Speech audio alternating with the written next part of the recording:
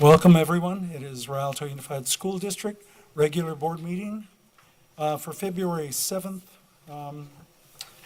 Everyone is here except Ms. O'Kelly and student board member Galazzo, she's supposed to be in at 7.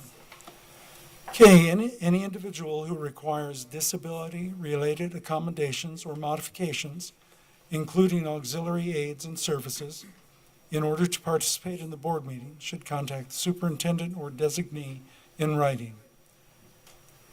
Okay. Call to order. Moving into open session. Can I have a motion and a second? Thank you. Second. Okay, as provided by law, the following are the items for discussion and consideration at the closed session of the board meeting: public employee discipline, dismissal, release, reassignment of employees per Government Code Section 54957. Student expulsions, reinstatements, expulsion enrollments. Conference with labor negotiators. Agency designated representatives, Cuauhtemoc Avila, Superintendent, lead personnel agents, Rhonda Kramer, Roxanne Dominguez, and Armando Ortega, personnel services. Employee organizations, California School Employees Association, Chapter 203, CSEA, Rialto Education Association, REA, Communications Workers of America, CWA, pursuant to Government Code Section 54956.9, D as in Delta, and or D as in Delta 3, conference with legal counsel, anticipated litigation, significant exposure litigation. Number of potential claims, 1. Okay, comments on closed session agenda items. Dr. Avila, do we have any?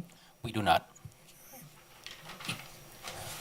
Okay, Ms. O'Kelly isn't here, so Ms. Lewis, how do you vote? Aye. Clerk Dominguez? Aye. Vice President Montez?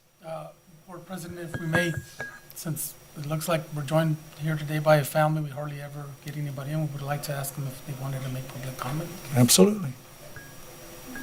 Would you like to make any public comment on closed session? We're here, my daughter's having a performance. Oh, okay. Oh, okay, They okay. told us to just come on in. Came for the good seats then. Okay. All right, no problem. We'll be back about 7-ish. Yeah. Okay, Vice President Montez, how do you vote? Aye. And myself, aye. Time is 6:03. And we are moving into closed session.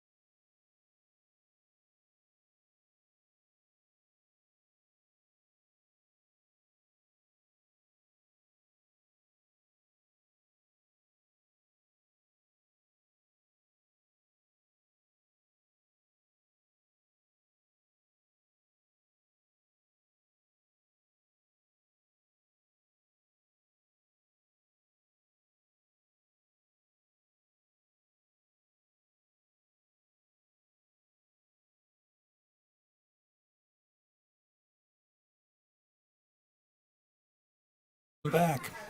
We are into adjournment of closed session. If I can have a motion and a second, please. Second. Thank you. Vote by board members to adjourn closed session. Ms. Lewis. Aye. Clerk Dominguez. Aye. Vice President Montez. Aye. Myself, aye. Time is 7 p.m. Okay, we are back into open session, reconvened at 7. And tonight we have a special presentation. But first, let's have Boyd Elementary School 4th grade student Tyson Jamerson lead us in the pledge.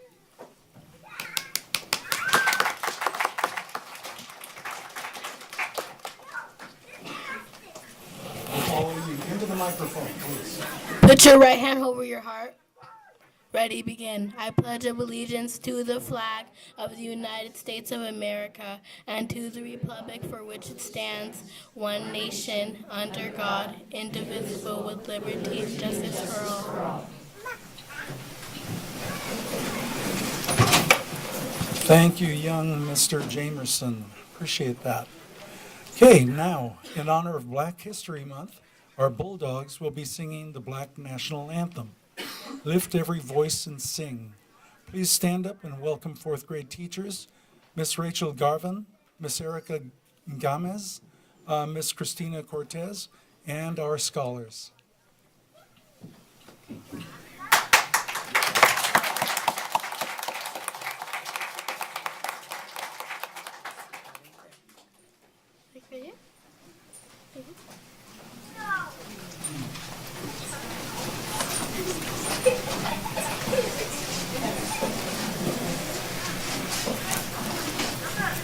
Everybody scoot.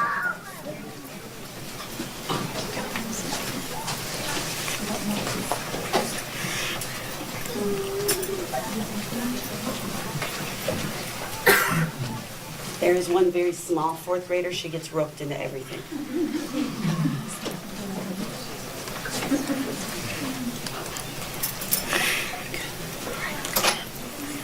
At the dawn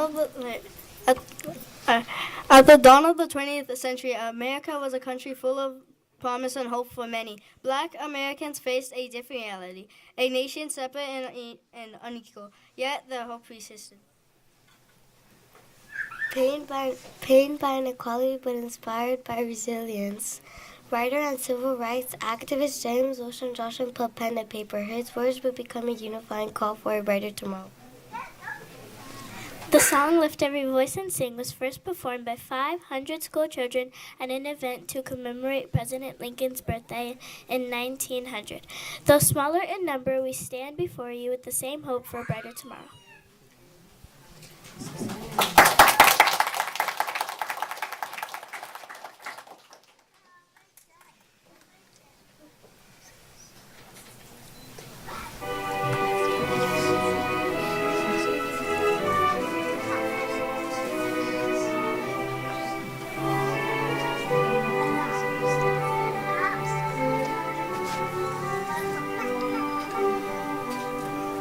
Lift every voice and sing.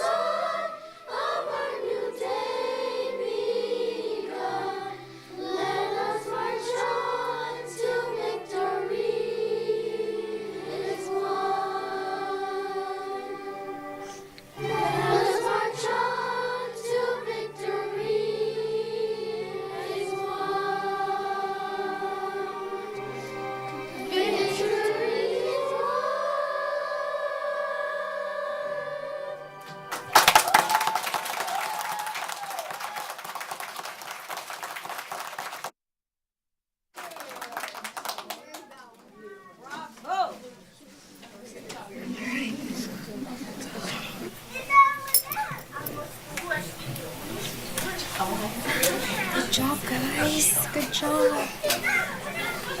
Go Bulldogs.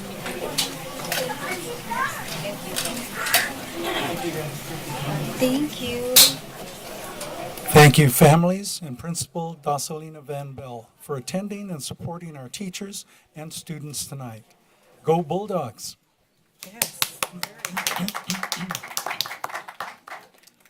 I happen to notice a young man with very good taste. Blue jacket on. Same Rialto pin, except I got the tie wrong. Wait, which young man you talking about?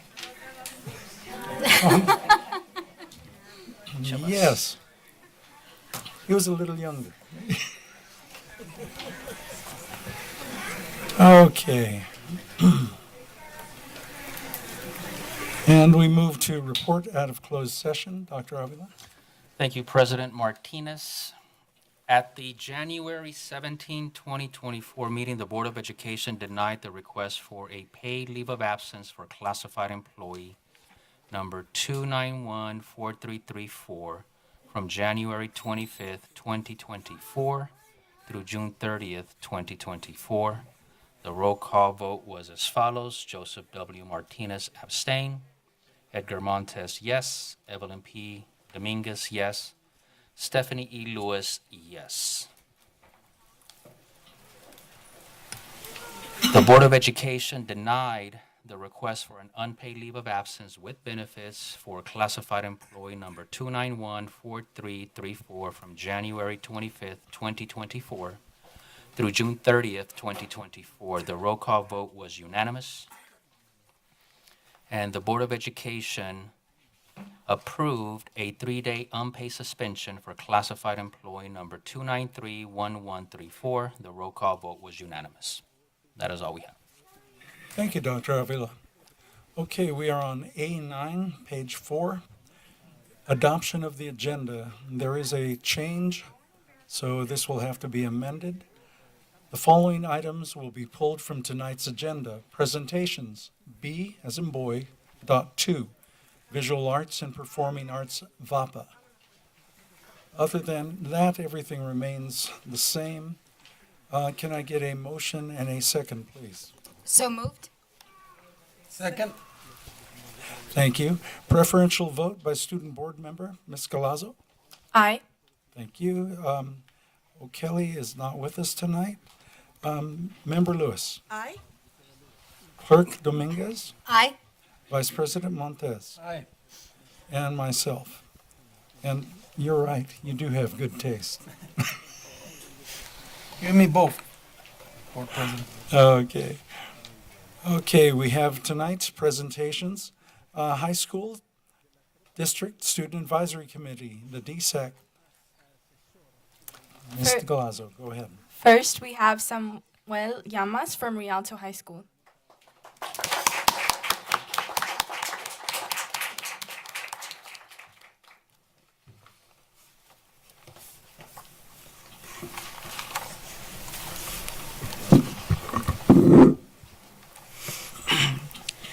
Good evening, Board President Martinez, Honorable Board of Education, and Superintendent Dr. Avila, and viewing audience.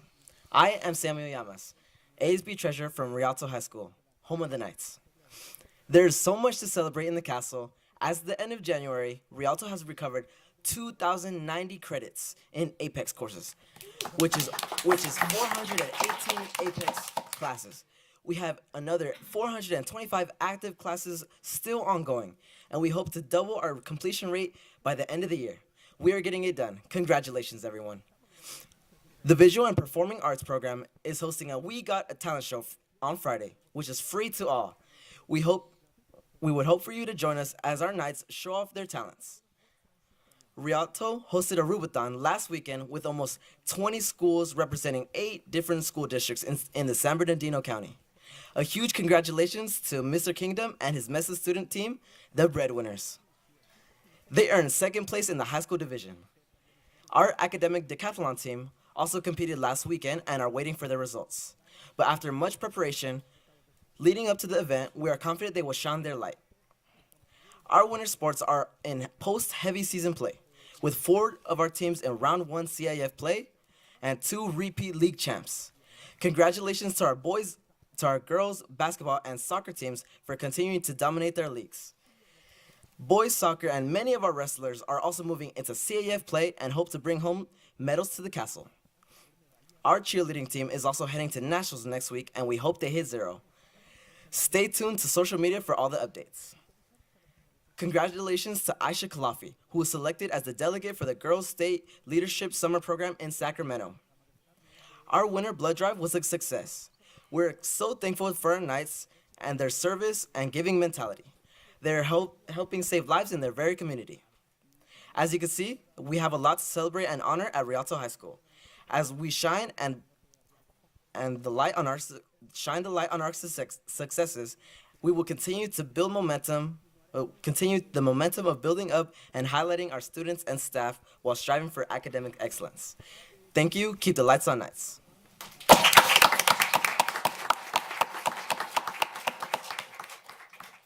Diego Aguirre from Myler High School.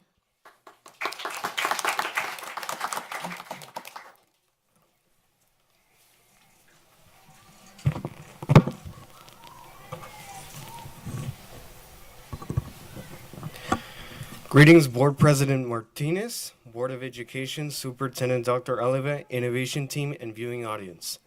My name is Diego Aguirre, and I stand before you as a proud representative for DSAC of Myler High School.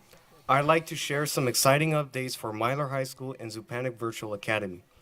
As we enter quarter 3, I would like to highlight some activities from January and February thus far. In January, we hosted a successful FAFSA workshop with the Blue Foundation to assist Myler and Zupanik seniors in completing their applications.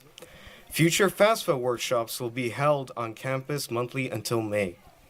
We are proud to recognize the January Kiwanis Students of the Month, Karaima Tadeo and Otis Aguilar. Both consistently represented our PBIS beliefs of staying focused and respectful. Myler students kicked off celebrating Black History Month with an amazing field trip to More Than a Month concert.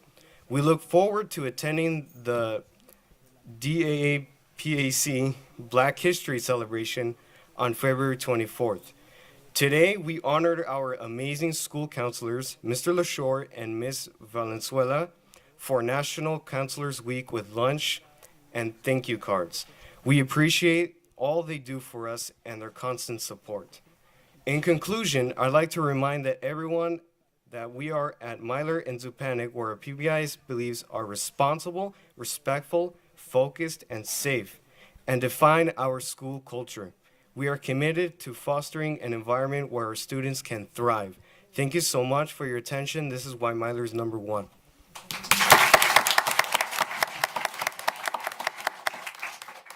Alice Carrizales from Carter High School.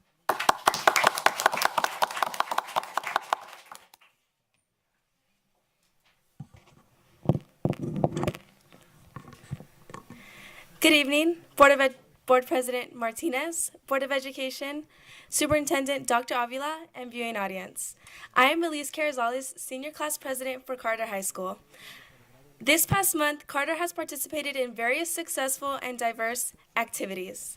Academics. After placing second in the Rialto Unified School District Science Fair, our own Mesa students will represent Carter at the SIM Science and Engineering Fair on March 8th at Cal State San Bernardino. On February 26th, our students who received a 3 or 4 on the 2023 CASP, known as our very own CASP Rockstars, will attend a field trip to highlight their achievements. Over 229 students were eligible to participate.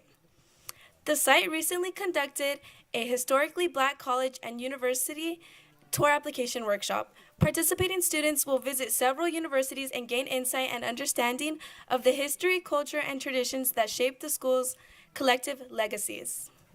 Our phenomenal CHS counselors and outstanding Career Center technician are currently supporting all CHS seniors through the college frenzy process.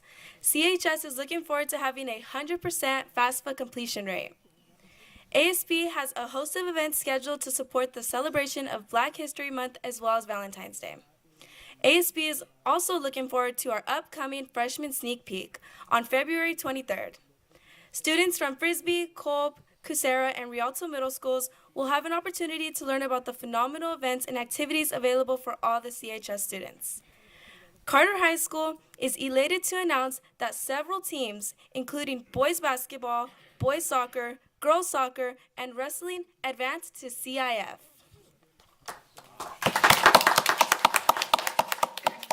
The Carter High School boys basketball team clinched the San Andreas League Championship during their game on Friday, February 2nd. The students played hard, and the game came down to a buzzer beater shot. Carter High School's boys soccer team took home the Sun-Kissed League Championship on Thursday, February 1st. The game was intense and required a double overtime. The game was eventually decided by penalty kicks in the end. We invite members of our community to come out and celebrate our student athletes as they take on various teams within their conferences as they continue their CIF runs.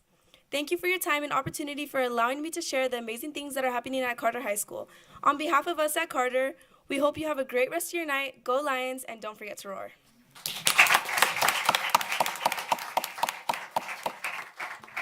Jocelyn Recano from Eisenhower High School.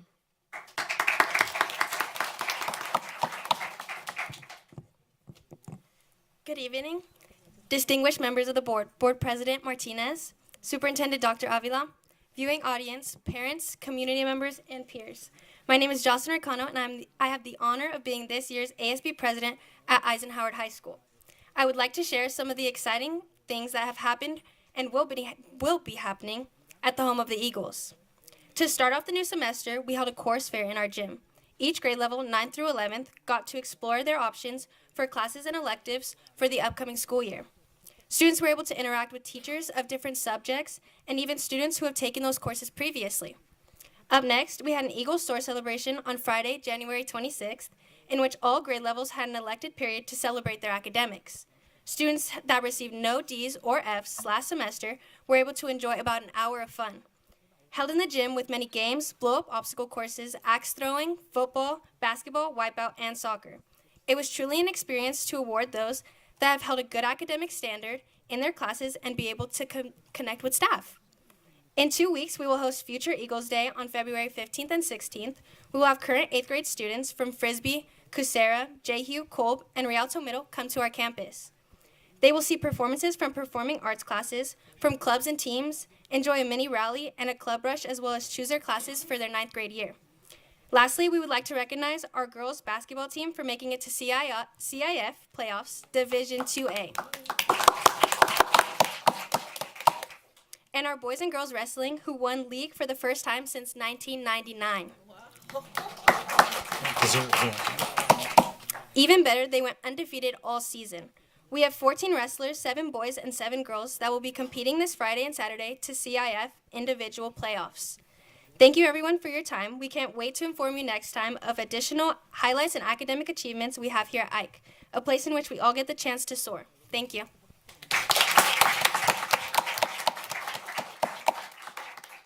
Thank you to all of our DSAC students. Great job. Great job.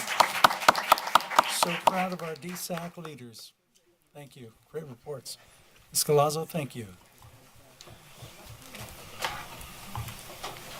Okay, B2 got pulled, so we have B3, Student Discipline, presentation by Francisco S. Camacho, Jr., Doctor of Education, Agent of Child Welfare and Attendance.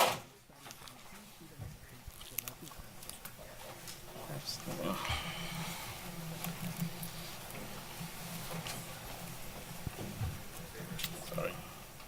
Okay.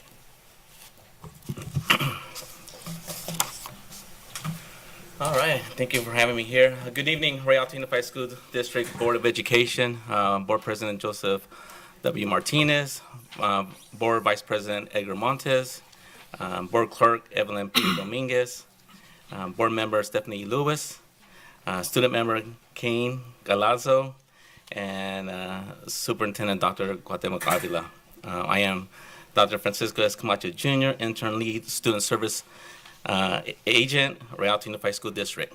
The purpose for today is to go over, my purpose for tonight is to inform the community of the culture of the school and the district of student discipline in the Rialto Unified School District.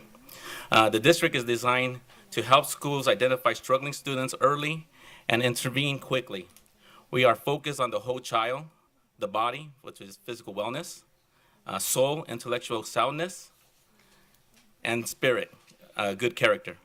We provide a safe and engaging learning environment for all students and staff for the purpose of educating students. We are focusing on making sure our students are happy. We want happy kids. Children who feel comfortable in their own skin are better able to learn. They have more self-confidence, dare to take more challenges, and are more resilient. Happy children are healthier, learn better, display more emotional literacy, and are better behaved. We want to make sure we are addressing all students because every child matters to us. The student experience is very vital to the academic success. These experiences have an influence on students developing communication skills, self-confidence, and strengthening decision-making skills. Principals and leaders want to build relationship with students. We have great leaders at our school sites that are building a culture of sense of belonging. Leaders and site personnel are working towards making sure students are connected. Students want to represent their schools, community, and they want to express who they are and where they come from. Unfortunately, we have students and adults who are still learning the do's and don'ts of their environment. We have kids who don't have life experience to better practice the behaviors that can be corrected over time. History has shown a change of systems over time, from zero tolerance to other means of corrections, and we must find a medium to work together to address the needs of minorities of color. We are trying to minimize the rates of students and the school to prison pipeline. The state pushes to focus on interventions to ensure kids make the right choices.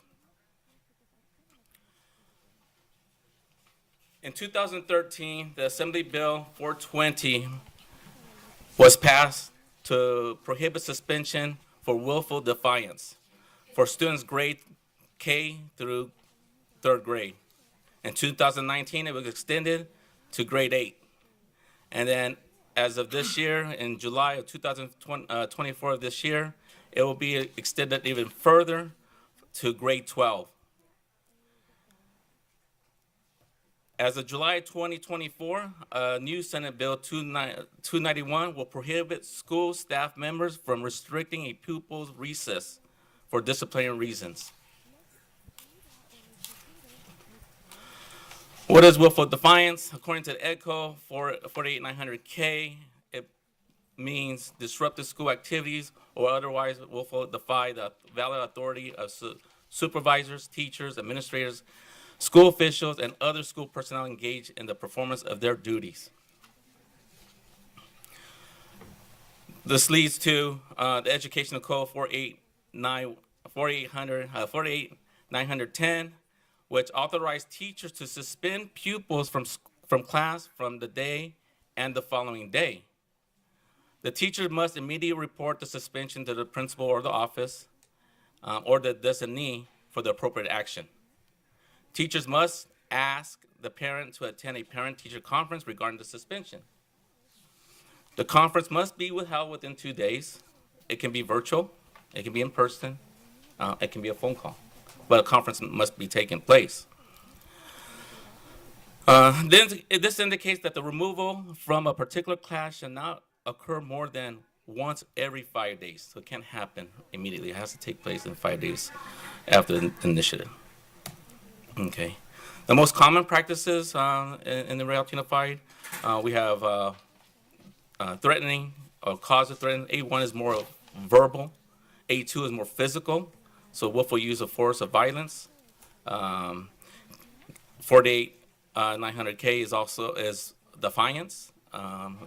It's popular right now because of high school. It might change next year. And then Education Code 48900C possession, use, or sold of furnished, the influence of or controlled substance. And lastly, 48900I, knowing receive stolen school property or private property are the most common ones in our district. Going into past and current suspension data, I'm going to present how we are suspending students. In comparison, we can see where Rialto lies on these perceptions. We want the board to see how we are suspending amongst the county, state, and the district office. Although Rialto High School is at 6%, as you can see in the red, at 6%, we remain high rates of suspension among surrounding districts in the state. The state shows we have a high suspension rates among suspending students. We are disciplining students. The reality is we are much higher than the other districts. But positively, if you look at that 6%, we have 94% of our students in safe environments. That's coexisting with our graduation rate of 95%.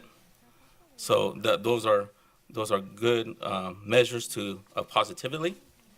6% is, do we have some work to be done? Absolutely. And yes, we are looking at the data. We are on pace to better ourselves from last year. So we're at 6%. And this is a great opportunity to show us ways on how to provide a plan to better address the issue. We'll take a closer look at our secondaries suspension rates. If you look, I have it in red, where it says the last column at the bottom, Rialto Unified School District, I put in red, that's where we're at right now, 3.1%. The next one over is our projection rate, how we're going to finish out the year.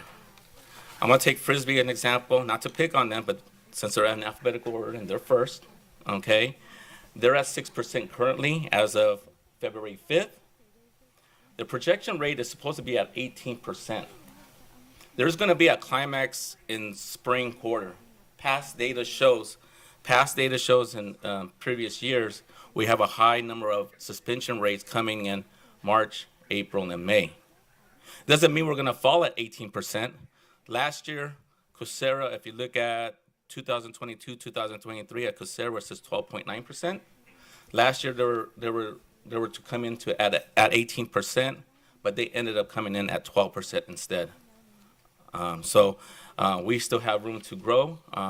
That's just a projection rate. Currently, we're at 6%, and we have an opportunity to come in at lower than 18%. When you're looking at student group data to the African Americans, Hispanic, and whites, the African American suspension data continue to exceed other groups. But as of right now, we have made huge strides to lower the rates. We are at 2022, 11.9% for African Americans. Currently, right now, as of February 5th, we are at 5.6%. With this knowledge, we want to be proactive in supporting our African American youth prior to the expected peaks of spring quarter, okay? The state is looking for data on improving students of color in suspension rates. Discipline is about correcting student behavior, okay? These data analyses are reflective in the California dashboards and can have an impact in our state funding.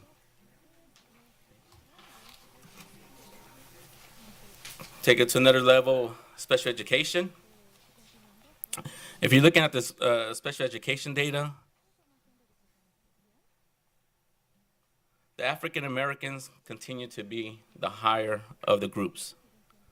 If you look at gender only, male, African American male, Hispanic male, and white male are still higher than the females. But then you have African American males at 13.6%, Hispanic at 6%. Okay, so that's correlation that we will be looking at to support our students. Our goal is to connect students to school. We cannot allow safety and services to be compromised because all our kids matter. This is a good opportunity to change culture. Some of the great things that are happening with our schools, we have some things in place. The Manhood Project is an outside vendor that has been with Dr. Griffin at Myler and has recently been partnered with our safety service area to grow within for implementation of services district-wide. The Manhood Project is a mentoring and social emotional development program for boys ages 9 through 18. These are boys ages 9 through 18, so we're looking at bettering our percentage rates there. The mission is to maximize the positive qualities of underserved young men while maximizing the temptation to engage in risk behaviors. The Bridge Academy. The Bridge Academy is an within the district program provided by our Chief Gordon Leary and the Safety Service Area, designed to provide learning engagement opportunities for students. The program offers educational field trips, youth service support services, as in boys circles, girls circles, restorative practices, and workshops and guest speakers. And we have the Young Men Summit. It actually happened today at Casera Middle School, a program that has been implemented throughout the within the district, especially with Casera Middle School, aims to celebrate our young men and motivate them to reach their full potential. Workshops are provided for all young men who are in great need to build their capacity for growth and success. I have some pamphlets. Dr. Avila, may I have permission at this time to distribute some brochures and provide them to the board?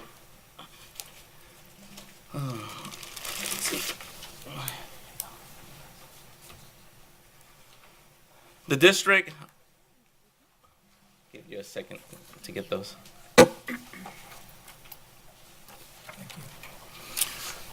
The district and ed services, student services have spent countless of resources to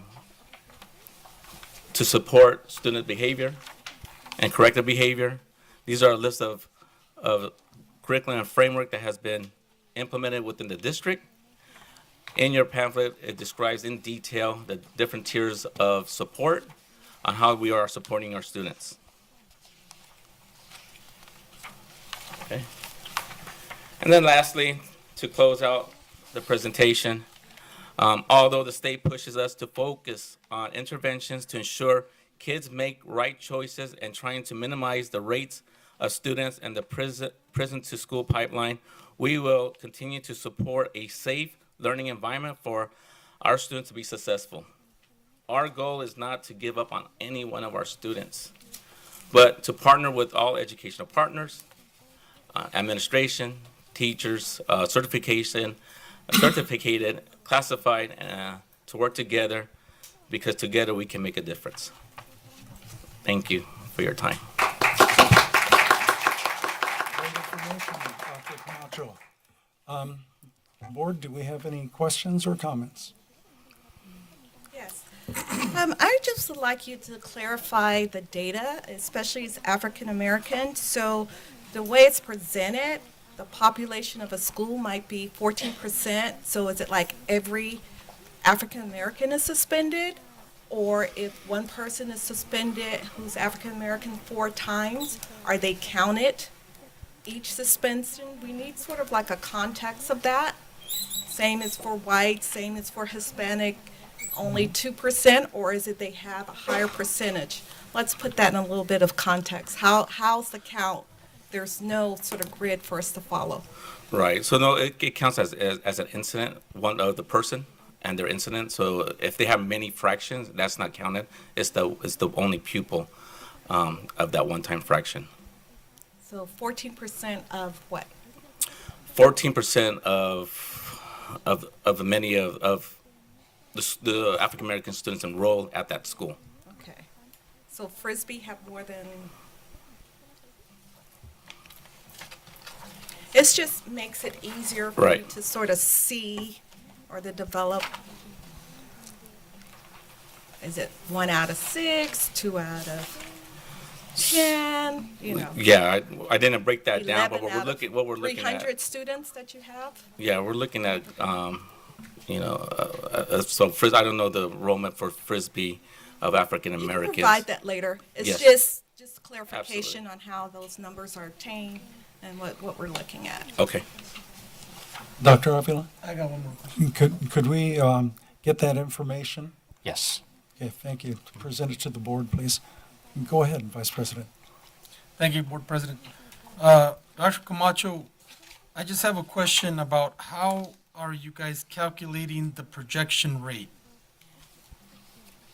From past years. No, for the remainder of the school year. Like currently, for example, and I don't mean to interrupt. Yeah, I was like. If it's 6% right now, how do we calculate 18% by the end of the year? Yeah, that's an increase of 12.6%. But if you look at the previous years, most schools have gone maybe 1-2% increase or decrease. Where's the 12.6% projection coming in for one school? So it's projecting there's a higher rate. There's a higher peak at the end of the quarter, and I understand that it drops at the end. So it's projecting as we're moving forward, but doesn't mean it can fall shorter. It's a projection where we're at with the suspension. If we continue to suspend where we're at now, it will increase to that point with those numbers listed in May, March, April, May. But doesn't mean we're going to end there. If we continue to show the data to our principals and our detailed report to our principals and suspensions, then we can work closely to making sure we don't get there and we remain at a lower point. So these projections are estimates. Just an estimate. It's not concrete. And then we also got to take into account 2019-20 and 2020-21 were COVID years. COVID years. So we can't count those. We can't count those. They're not given, absolutely. But based on the year's information that you are providing, most schools increase or decrease, Absolutely. 2 to 3%, not, 300 times percent. Exactly. Exactly. Yeah.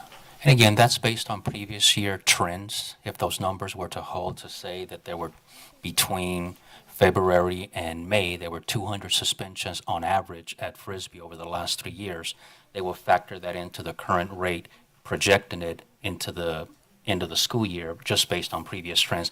It doesn't mean that it has to hold, and usually it doesn't. It fluctuates depending on what interventions take place at any given school during the peak time for suspensions. So do we project positivity, like a reduction in 5% and what it would look like? Just a suggestion. Right. No, we just present the threshold so we can work towards bringing that down and make it positively. But we could. We could, absolutely. Yeah, so if you were to look at last year's rate of 6.3 this year as a district, I would project it to land at 5.8. So it's a reduction overall for the district from last year. So it means that we continue to decrease gradually, decrease the number of suspensions district-wide. I think it's important to point out that some people see it as a good thing, to have more suspensions at a school. There's two sides of every coin. So sometimes a school that someone might celebrate that has no suspensions, others might say, hey, well, they're not taking discipline serious. Absolutely. So I think it's just important to point out that it's important that our district, our schools have a balance, that we make sure that, we are taking discipline serious when we have to, when we should, and not just work at just getting the numbers, crunching the numbers, getting the data and getting the percentages correct. Or we want to do what's right by our students and by our teachers. So I think if we focus on doing what's right and trying to help as many students as possible, and also giving our teachers the support they need, because someone might be watching this at home saying, oh man, that school suspends too much.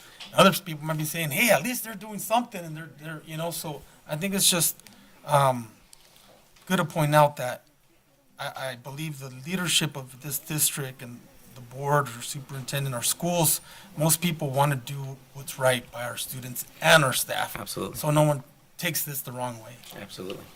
Absolutely.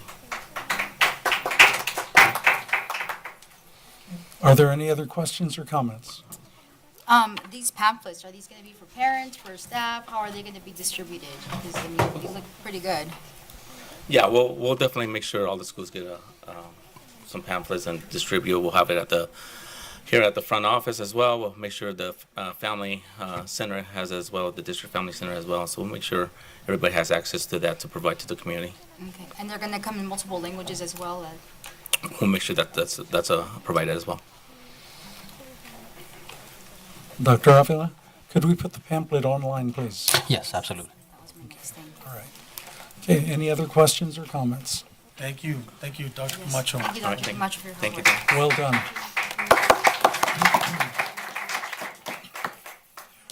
Okay, Dr. Avila, we're coming to public comments not on the agenda. Yes, we have a few. Michael Montano?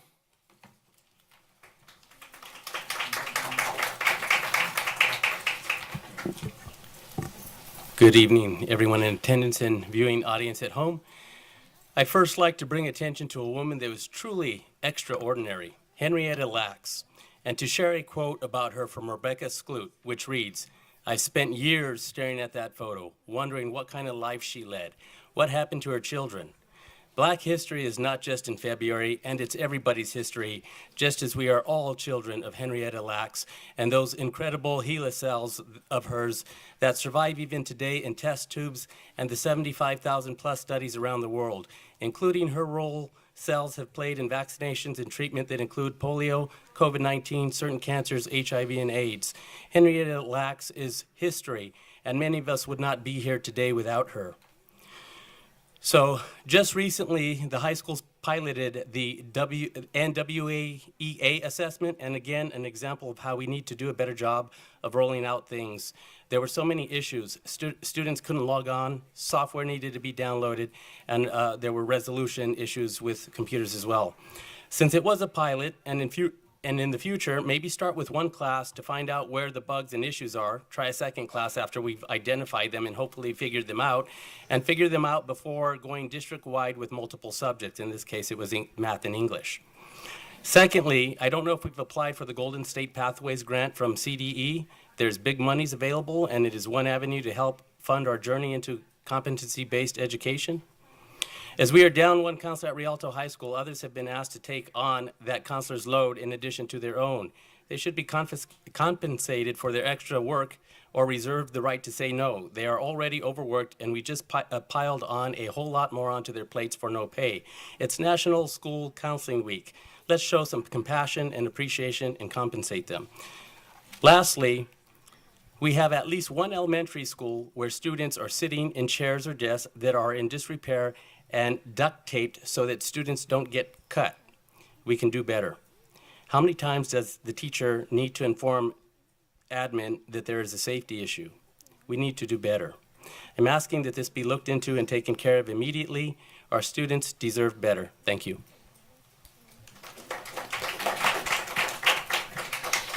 Teresa Robinson?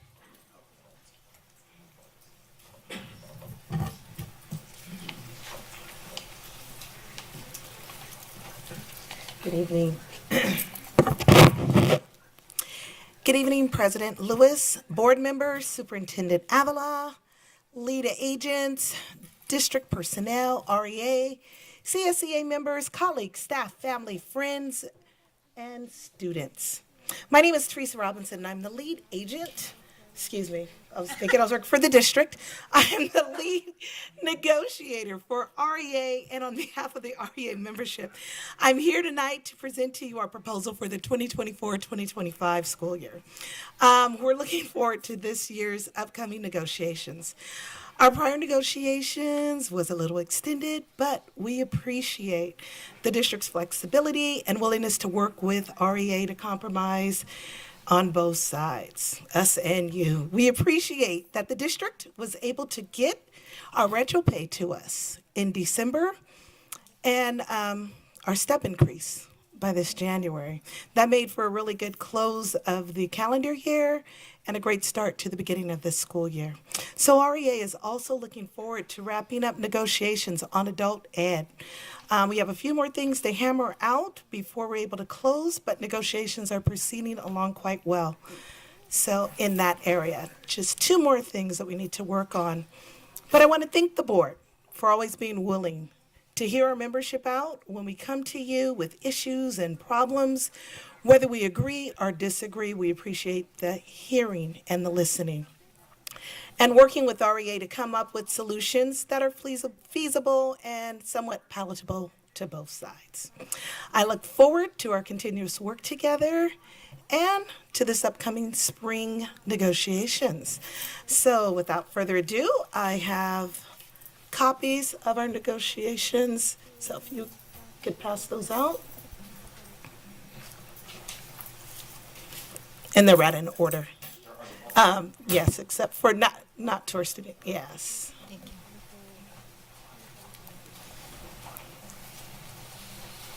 Thank you.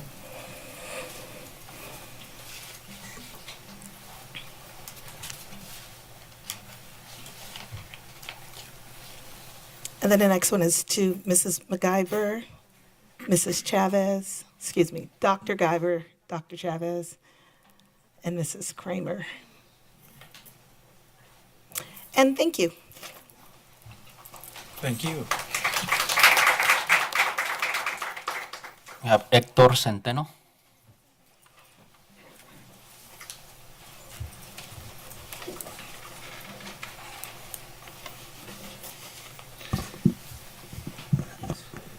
Good evening, Honorable Rialto Unified Board of Directors and everyone here present.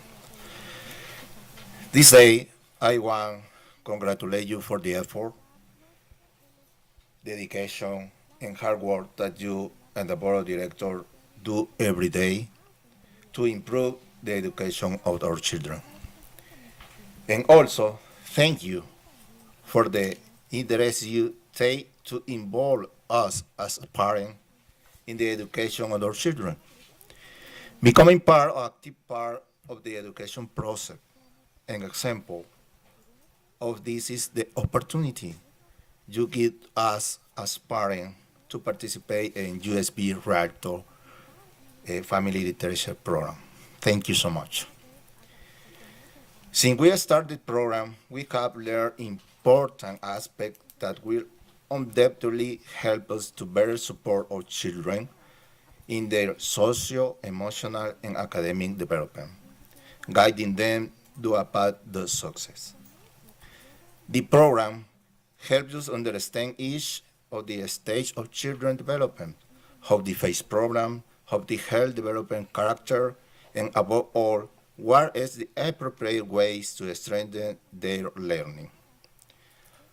As a participant in this program, I can say that we have received great support for the entire team of instructor, teacher, and technical staff to be able to develop each the topic in comprehensive and dynamic way. From the first day, we have received all the necessary resources for the able to develop each of the activities, teaching and technological support, and a great emotional attitude that is contagious for the instructor and teacher. Each of the topics has been developing in very professional, orderly manner and about all motivating all participation, but in our opinion, and in resolving all questions and doubts in our experience with our child. We have to be transmitted of the quality of the program to the rest of the parents. Make them aware of the benefits and how it helps us to be better parent day to day. We are the first promotion of parents, and I hope that many more groups come. Is this way forming a large community of more qualified parents who becomes more actively involved in the education of our children.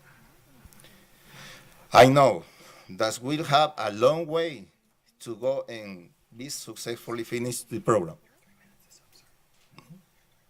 Okay. I can say that I'm sorry, but your time is up. Thank you. Thank you. Thank you.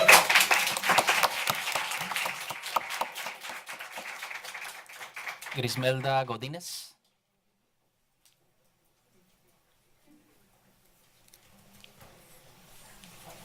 USC.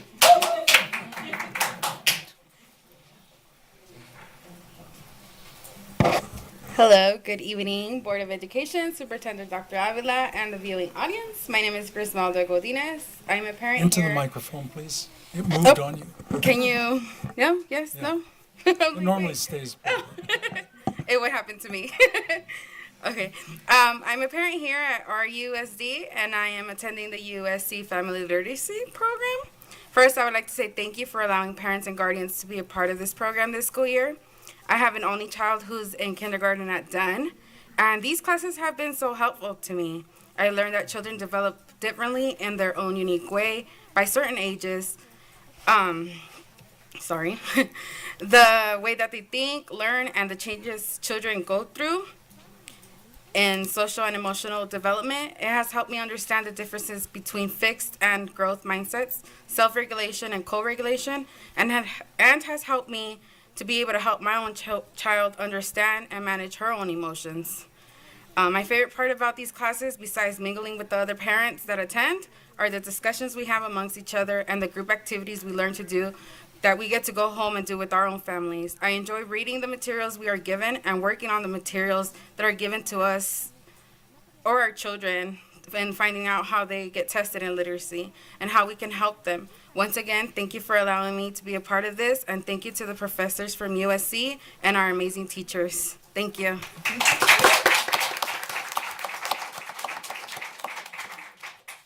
Janet Gutierrez.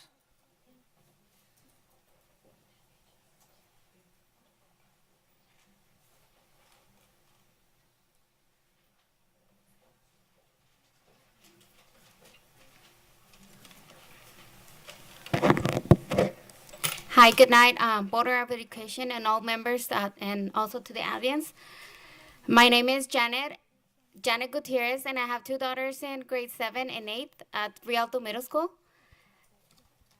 I have also my little one who attends to kindergarten at Curtis Elementary.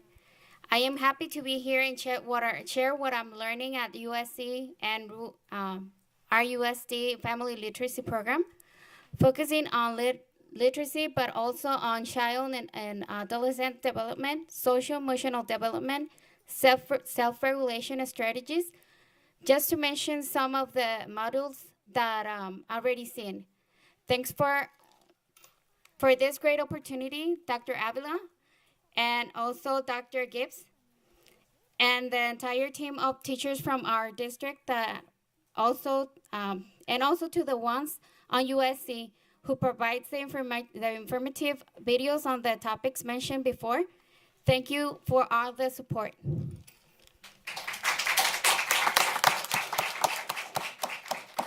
Renee Jackson.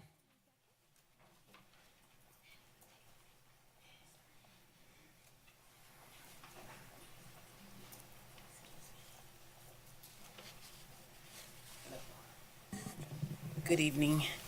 I'm not going to act like I know anybody's name, so good evening to everyone. My name is Renee Jackson. I'm a student at the USC Literacy Program.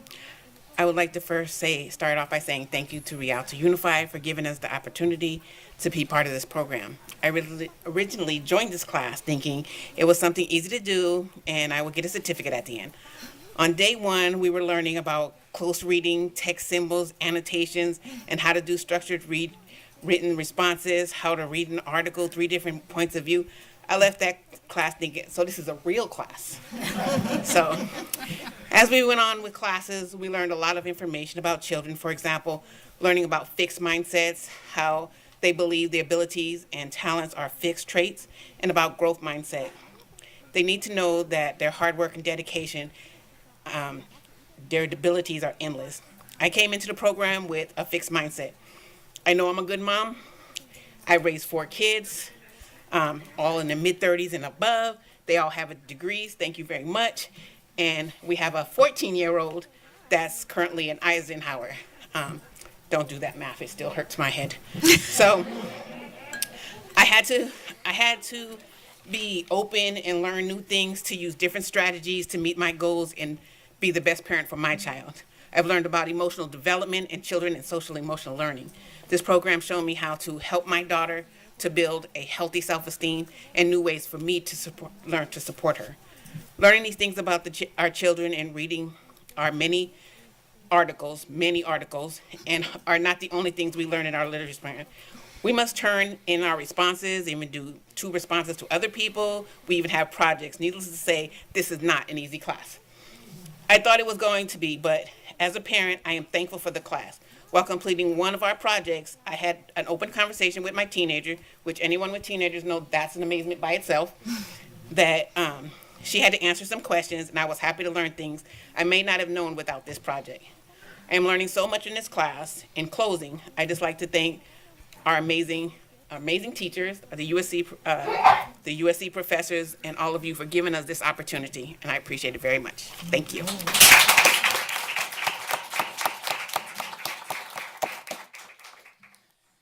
Debbie Gillian.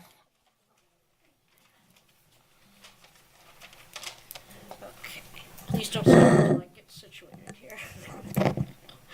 Okay. So, good evening to Dr. Avila, President Martinez, distinguished board. My name is Debbie Gillian, and it's my 30th year of teaching here in the Rialto Unified School District. I became a visual and performing arts teacher in spring of 2022. And prior to that, I taught grades K through 5 general education at Morgan Elementary. And I'm here today to talk to you about the importance of the arts. And what are the arts to me? I would like to share a few based on what I have gained as perspective as being a visual and performing arts teacher and a regular classroom teacher.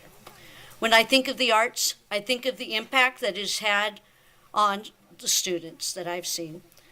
I think of a special needs kindergarten student who spent a couple of lessons sitting in the back of the room just watching and quietly observing, who one lesson later is sitting with the class playing rhythm sticks. It's the look in the face of an imaginative and talkative 5th grader during a drama lesson when she realizes she has found a way to express herself. It's a room of special education students with limited communication skills happily singing together and playing their instruments. It's the excited greetings of students who are happy they're in school because it's VAPA Day. It's a 4th grade student who, during a music lesson, suddenly understands that math is everywhere, and now fractions are starting to make sense. It's a struggling 1st grader who has low self-esteem and difficulty completing assignments, holding up his finished painting and tapping me on the arm and just beaming with pride. In conclusion, arts can have a tremendous impact on students. The arts can keep students engaged in school, meet their social and emotional needs, boost academic achievement, and develop a connection to society and its values. I know this is true for me. I am standing here in front of you today because of how the arts helped me in my formative years. I use what I learned through the arts every day that I teach, no matter what the subject is. In short, I am a better educator for this. I can confidently say that, as this is true for me, it's true for many other successful people in all walks of life.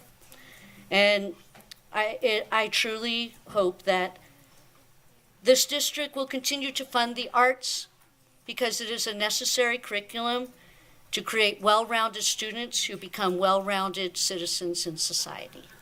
Thank you for your time.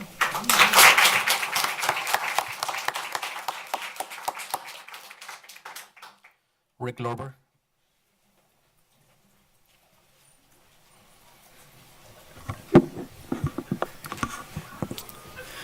Good evening, members of the board, President Martinez, Superintendent Dr. Avila. My name is Rick Lorber, and I'm here this evening to speak to you about the importance of furthering arts education in our district. I'm a visual and performing arts specialist, otherwise known as a VAPA teacher, and I am now in my 7th year as a member of the elementary VAPA team. This year also marks my 20th year overall in the district. As one who has seen VAPA from the perspective of a classroom teacher and one who has been teaching VAPA for some years now, I have been able to appreciate what having VAPA in the elementary classroom has meant to both teachers and students. There's another perspective that I bring to this topic as well. You see, I'm a product of the Rialto Unified School District. My family moved to Rialto when I was 8 years old, and I attended Dunn Elementary from 3rd through 6th grade. I then moved on to Rialto Junior High School, as it was then known, from 7th through 9th grade, and ultimately attended and then graduated from Eisenhower High School. Some of the formative experiences of my education in this district involved the music and art enrichment that was then part of the elementary curriculum. In those years, we had an art teacher who brought a new lesson to our class every Friday. And we also would go as a class to the music teacher's room on campus each week to learn and practice singing a new song. At some point, all of that was lost due to cutbacks, and for many years our elementary students did not have access to the kind of specialized art and music instruction I had grown up with. Then, in 2015, we as a district returned visual and performing arts instructions to our elementary classrooms through the VAPA program. That program, of which I am proud to be a part, is now in its 9th year.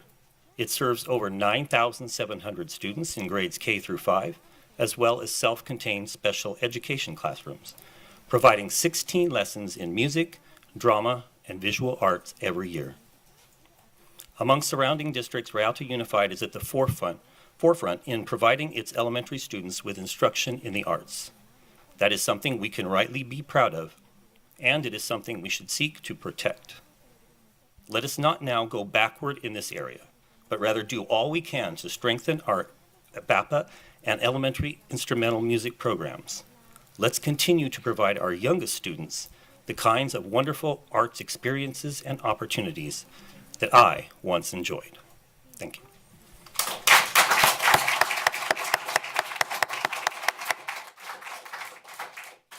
Francesca Henderson.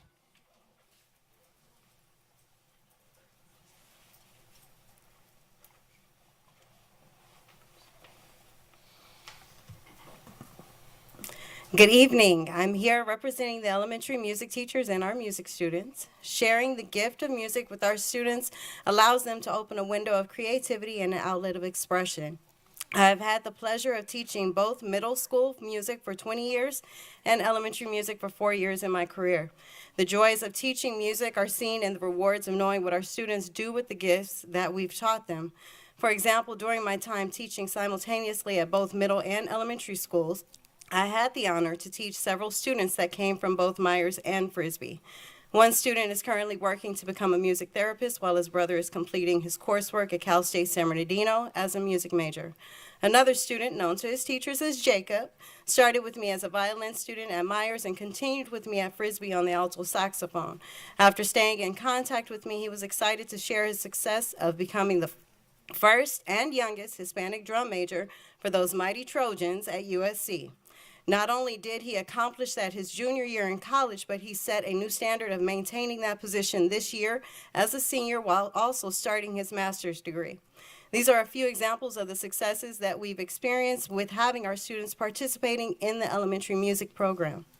Our goal for elementary music is to provide students with the basic music knowledge and build their interest in developing a lifelong skill. The experience that they have should be fun and rewarding because of what they are able to accomplish in the small amount of time that we are able to work with them. In 2 years of instruction, students learn about their instruments, how to produce sound, develop teamwork skills, and participate in various performance opportunities. Select students will have the pleasure of playing in our district's honor groups as well as the San Bernardino County honor groups. Our vision of what a successful music program looks like is the ability to reach all elementary students and afford them the opportunity to learn to play an instrument. Having a fully staffed elementary music team would allow us to see students 2 times per week and help students to better retain the information that they learn. Currently, we've been servicing our students 1 day each week. The ability to work with smaller groups encourages more individualized attention, creating a more successful experience for students. These smaller groups allow us to focus on 1 or 2 specific instruments and help students to better understand the instrument they are learning. We aim to build the confidence in our students so they have an ability to take pride in what they can do and accomplish beyond what they can imagine. Though the program is open to all students, it is limited because of the number of free district instruments that are available to each school site. This unfortunately excludes certain families that can't afford to purchase or rent an instrument for their child. The hardest thing to do each year is to turn students away because we don't have enough instruments to go around. The talent that has been developed through our program has benefited our secondary schools year after year. It's truly rewarding to see our students take what they have learned and continue building their musical knowledge in middle school. It's no. Okay. Thank you. Thank you very much.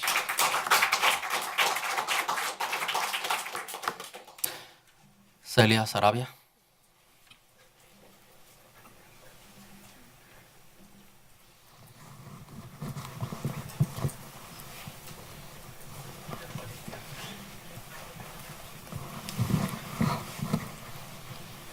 USC.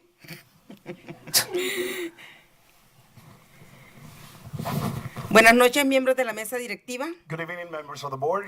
Presidente Mr. Martínez, vicepresidente Mr. Montes, superintendente Dr. Ávila, audiencia. And audience. Soy Celia Sarabia y represento Amigos Unidos, I am Celia Sarabia and I represent Amigos Unidos, grupo de padres de niños de educación especial. a parent support group of children with special needs. Esta noche queremos darle nuestro más sentido pésame Today we want to extend our condolences a la familia del maestro Mr. David Lewis. to Mr. Debbie Lewis's family. Sentimos mucho la pérdida de un gran maestro. We feel the huge loss of a great teacher. También estamos tristes por el fallecimiento de los estudiantes de Carter High School. We're also saddened by the death of the students at Carter High School. Nuestras oraciones están con las familias. Our prayers are with their families. Queremos felicitar a nuestro superintendente, Dr. Ávila, We want to congratulate our superintendent, Dr. Avila, por el reconocimiento que recibió de la Fundación del Páncreas. for the recognition he received from the Foundation del Páncreas, Sí, of the Pancreas Foundation. A la doctora Scott y a Tomás Orante y a Mr. Pérez People mentioned, por los nuevos formatos que han creado en educación especial for the new formats they've created for special education, para que haya un orden de seguimiento en las juntas de IEP. for there to be some follow-up order on the IEP meetings. También no me quiero quedar atrás para mencionar, bueno, lo que todos los demás padres mencionaron, especialmente Mr. Centeno, I also que wanna es un mention líder what- también en nuestra comunidad. I also want to mention what all the other parents mentioned, especially Mr. Centeno. Agradecemos, me uno al agradecimiento al doctor Ávila, doctora Give y a nuestra mesa directiva, por supuesto, In presenting our gratitude to Dr. Avila, to Dr. Gibb, and of course to our board por las clases de literatura que For- estamos recibiendo, for the literacy classes that we're receiving, que estamos recibiendo los padres. we the parents. Es una gran herramienta para que podamos ayudar a nuestros hijos. It's a great tool for us to help our children. Felicidades a la comunidad afroamericana por celebrar el mes de la historia de la cultura afroamericana. Congratulations to the African American community for celebrating the month of the African American history and culture. Nos unimos a la celebración. We joined you in celebration. Estamos orgullosos de nuestro distrito. We're very proud of our district. También apoyemos el arte. Also, let's support the arts. Tenemos grandes maestros de arte en nuestro distrito. We have great art teachers in our district. Es importante para el desarrollo emocional de nuestros estudiantes. And arts are very important for the emotional development of our students. Mis hijos se beneficiaron de las clases de arte en nuestro distrito. My own, y a- my own children benefited from the arts classes at the district. mis 2 hijos mayores tocan el violín My 2 eldest play the violin, y son grandes personas. and they're great people. Apoyando el arte, apoyemos el arte porque nuestros estudiantes son nuestros futuros maestros, directores, doctores, abogados, board members. Let's support the arts because our students, our sons, our children are the future teachers. ¿Qué más dijo? Doctores, doctors. And board members. Board members, of course. Nuestro futuro superintendente. Attorneys, our future superintendent. Así que apoyemos el arte. Ese es mantener la mente sana en nuestros estudiantes. So let's support the arts. It helps us keep their mind healthy, the students' minds healthy. Juntos hacemos la diferencia. And together we make the difference. También tengo una preocupación referente a lo que mencionó el doctor Camacho. I also have a concern regarding to what Dr. Camacho mentioned. Excuse me. Mi pregunta también es, tengo dudas y me gustaría que los board members y también doctor Ávila nos dijeran si para suspender a un estudiante de educación especial toman los mismos factores que consideran con los estudiantes de educación regular. My doubts, and I would like for the board or for Dr. Avila to answer the following question, is when suspending a special education student, do you also take into consideration the same factors in deciding that suspension? Los mismos factores que ocupan con la de educación regular. The same factors that you use with general education students. Porque hay una diferencia en comportamiento por mala educación a un comportamiento por su condición de deshabilidad. Because there's a difference between poor behavior and maybe a behavior that's due to a certain condition due to their disability. Gracias. Buenas noches. Thank you. Good evening. USC, gracias por el apoyo del... Thank you for the support. That is all we have. Okay, would you please have yourself or a designee meet with her and answer her question? Yes. Okay, thank you. And that is all we have for items not on the agenda. Okay. We are now on public comments on agenda items. We do. We have Michael Montano.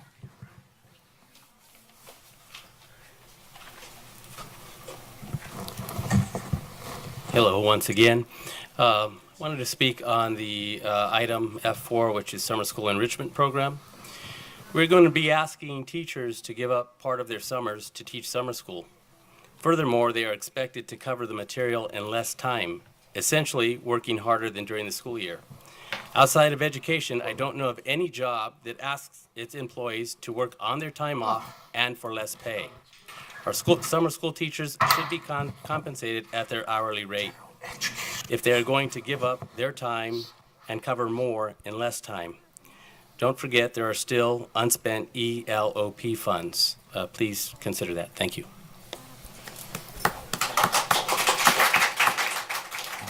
That is all we have. Okay. Thank you, Dr. Avila. I'm taking quick note.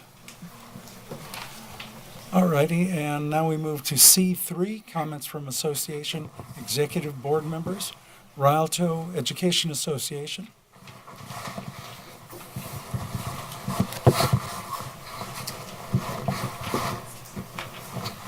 What do you do with the other guy, the guy with the red? Looks a lot like you. Thank you. Good evening, school board members, Dr. Avila, and board president, Mr. Martinez. This week is National Counselor Appreciation Week, so I want to begin my remarks by thanking all of the amazing school counselors we have in our district. They have large caseloads and they deal with hundreds of kids. They provide academic counseling to make sure that our students are taking the right classes to graduate high school and fulfill their personal academic goals. Our amazing counselors are also frontline responders to help our young people deal with social and emotional issues. They offer the help to help students with anger management, students who engage in self-harming behavior, and more often than not, they're just understanding adults who simply listen and help the students work through the issues that they're dealing with. Our counselors also work closely with parents and our support agencies and site admin to keep our campuses safe and make sure that no one slips through the cracks. All of that is difficult to do in normal times, let alone in the new normal of our post-COVID lives. We as a district need to do a better job of listening to our counselors. They're overworked and stretched too thin, with a large increase in student issues post-COVID. At Rialto High School, they've been down for one counselor, and the district does not have enough substitute counselors, and so the remaining counseling staff there have been asked to pick up the workload. That means that hundreds of students have been redirected to those remaining counselors. Those counselors have been carrying that extra workload for 4 weeks now. Several weeks ago, we asked the district personnel department about paying them for the extra workload, and we were told flat out, no, we don't do that. When we asked them about getting substitute counselor for help, we were told, they're coming, but when will the help arrive? How many more weeks until they get the help that they need? Our high school counselors are super busy right now because they're doing registrations. You heard your high school students talking about how the counselors are going to have the 8th graders come up and they're going to do all these things with them to get them registered. Add those hundreds of kids to their caseload with no extra help, no extra pay. How is any of that good for kids? Earlier, you heard from our Teresa Robinson, the negotiations chair for REA. She presented to you the articles that we would like to negotiate with the district this year. One of those articles in our contract is Article 5, class size. When we actually sit down to negotiate, we want to look at putting caps on our counselor caseloads so that if the district violates the cap and overloads them, like you're doing now, you'd have to pay them more or hire additional help. It's sad that we have to fight to put language like that in our contract to get the district to do the right thing for our kids. But that's what we're going to be fighting for this year. Also, earlier you heard from some of our wonderful elementary band teachers and VAPA teachers. We asked them to come here so that you can see their faces. They spoke about themselves and their programs. And we have repeatedly asked for the leadership of Rialto to have your actions match your words. We have fewer band teachers now covering more schools. We have band vacancies that go unfilled. We have VAPA vacancies that go unfilled. Asking fewer people to do the jobs that used to be done by more people, it's time to step up and commit to supporting the hardworking employees in the Rialto schools. This board and our superintendent love to talk about Rialto kindness. It's the epitome of our strategic plan that blends body, soul, and spirit. How are we demonstrating Rialto kindness towards the students that have to wait longer to see a counselor? How is it kindness to reduce the number of band teachers covering our 19 elementary schools? We used to have 5 band teachers to cover those schools. Now we only have 4. Frisbee Middle School's had no band teacher for 2 years. We have similarly seen a decline in the number of VAPA teachers. In one case, the vacancy for VAPA was flown. The position was offered to a wonderful, highly qualified, motivated teacher, and then abruptly rescinded. The district decided that they were going to remove the position. And again, we asked those who are still there to just pick up the slack and do the work that used to be done by more members. How is any of that kind? On behalf of REA, I'm asking you to do a better job. Be a better listener, like our amazing counselors are. Commit to helping to solve the problems. I think this is the 4th time I've come and spoke about these issues. When are we going to get them resolved? Thank you.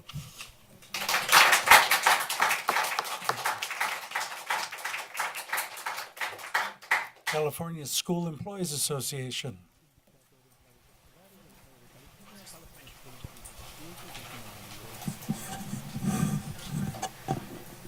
Good evening, Rialto Unified Family. I'm Chris Cordasco, Chapter 203 President. Tonight I wanted to kind of highlight some things that are going on.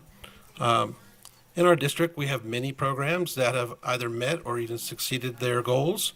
As such, we celebrate those with the appropriate accolades and celebrations, awards. But would it surprise you to know that we have a service area that every time this happens, it's actually detrimental to the morale of staff. Achieving awards the right way is important. How we get there is important. When we have a leadership that circumvents contract, ed code, labor law, board policy, district admin regulations, this is detrimental to the staff. When our staff knows that leadership is breaking these rules and yet they're being awarded for it, they feel like they have no voice. They feel like they can't get their problem solved. It's viewed as, well, if we're going to get awards, the district's not going to do anything about it. As the board, I'm sure you would be surprised to hear some of these leaders' names. So I'm asking you for your support when district leadership brings this situation to you, that you support them in their decisions. It's very important to our members. And on that note, a few years ago, I stood here at this podium and I brought forth some concerns and some challenges and spoke about low morale at a specific school site pertaining to Mr. Alex Vara when he was leading at Morgan. And the district invested in assisting him and coaching, and those efforts has paid off. The morale at Morgan did improve. And in fact, he was, as you know, promoted to be principal at Frisbee Middle School. I visited Frisbee a couple times this first semester, and our staff there have never been happier. Things have really improved at Frisbee, and I want to thank Principal Vara for his efforts and for taking these tools that were given to him and utilizing them. It has definitely paid off. That's all I have. Thank you very much.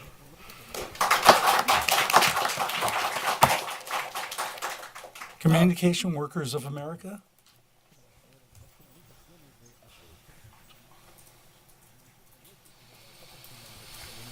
Good evening, everyone. And I just hope that all issues that have been brought up get resolved. And I think it's bad, though, that students, if they have a bad problem or something, if they have a long time to wait to see the counselor, that's really a bad thing. So I'm hoping that'll definitely get resolved. And it's good for them to have music, just in case they want to continue on, say if they start in elementary and then just continue on going upward as they continue the rest of their education. And then other arts like theater and such. Because those are also arts that people like too. And thank you. Thank you. Rialto School Managers Association. One of these days, they're going to surprise me and show up. Okay, comments from student board member. Good evening. I'd first like to thank Boyd Elementary for their performance and happy Black History Month. Tonight, I resonated with those who share a love for visual and performing arts. One of the Rialto Unified School District's belief is that music is a universal language. And music is a universal language, and that is because sometimes students can express how they feel through words, but through music, you can tell how they feel. Furthermore, these arts also help students build characteristics. For example, in theater, you're able to perform, but you are also able to build your confidence and to use your voice. So to reiterate what other people have said, visual and performing arts should be carried into the future, and it should be acknowledged. Lastly, I'd like to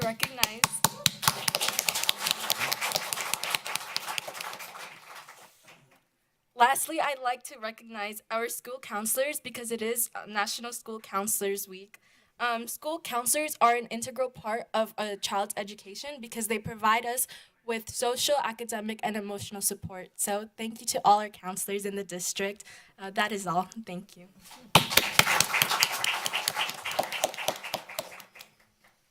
Okay, comments from our superintendent.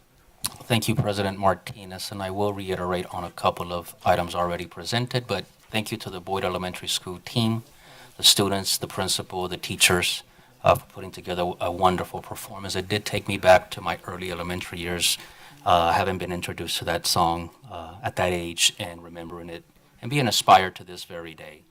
Also a big supporter of music, and yes, music is the universal language. I remember engaging in some conversation with King months ago regarding music and our passion for classical music in particular. I still think Mozart is the king. And yes, condolences to the families of students that we lost in the tragedy this past weekend. We'll continue to support students and staff who may be in need to get through this experience moving forward.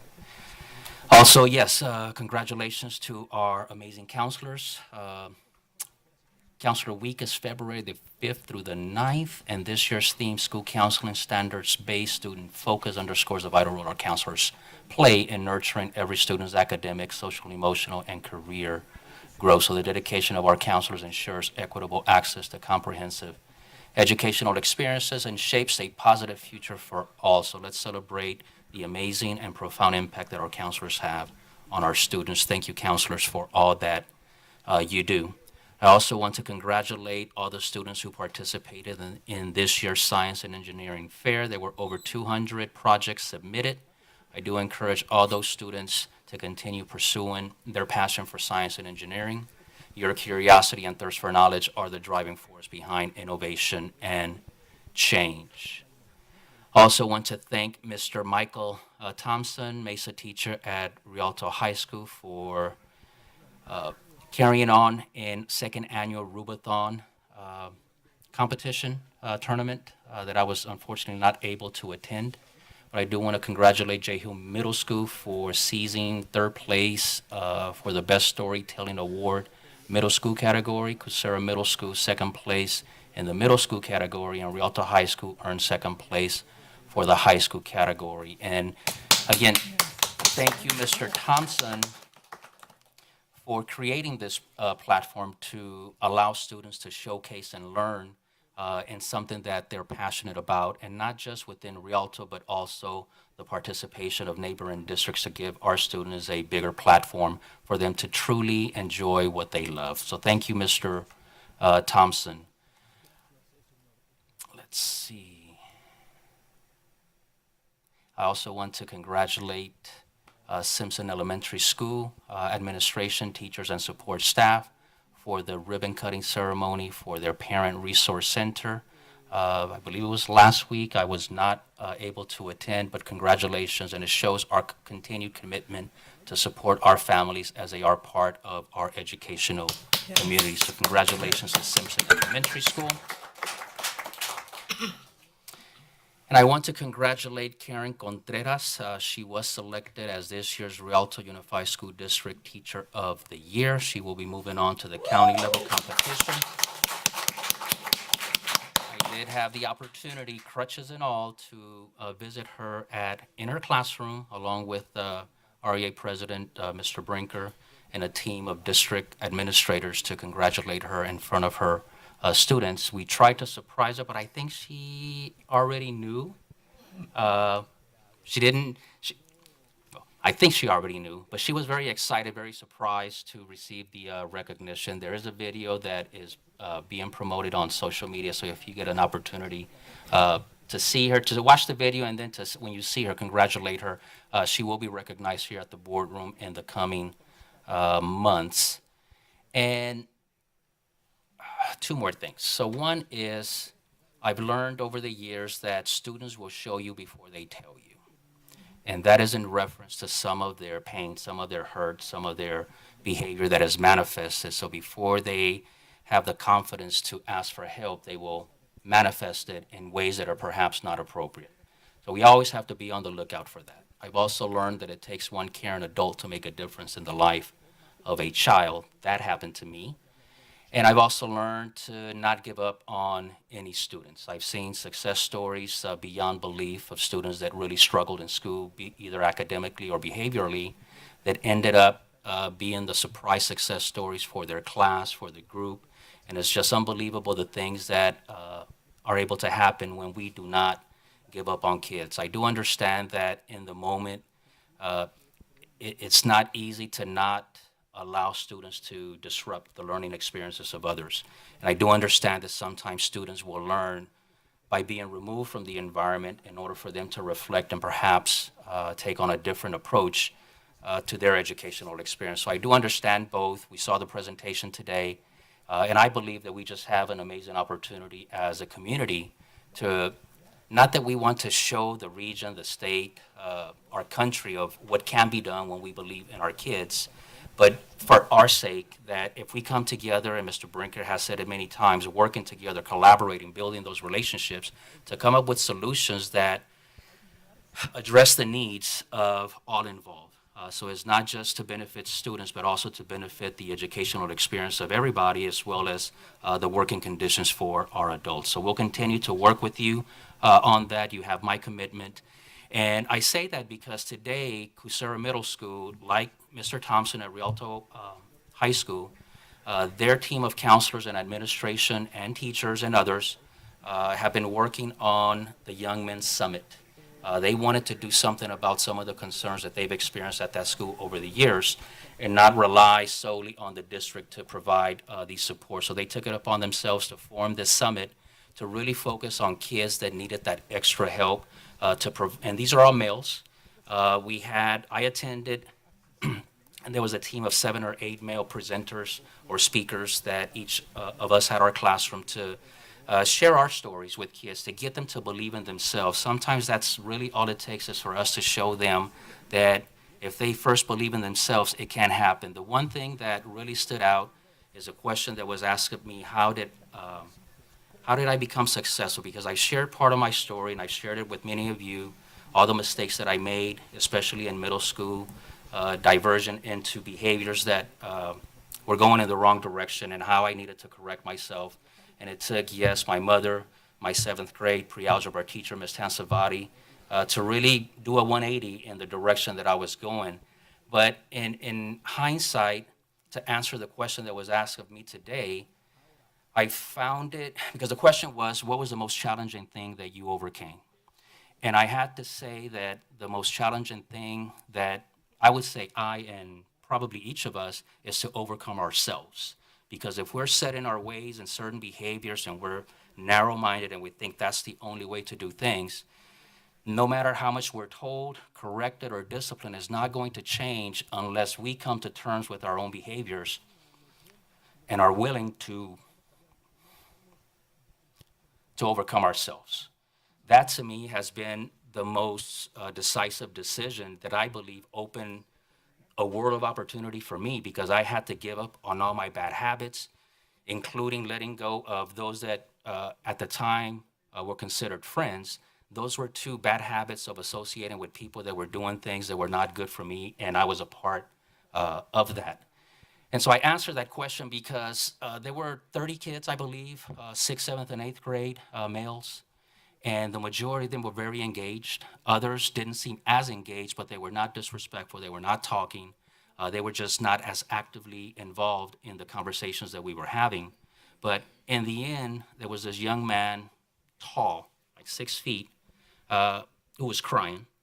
He was in tears, and he just wanted to do 2 things. One is give me a big hug, and the other, he wanted to know how he could overcome his own challenges, because he was hurting, he was tired of making the wrong decisions, and he wants to change starting today.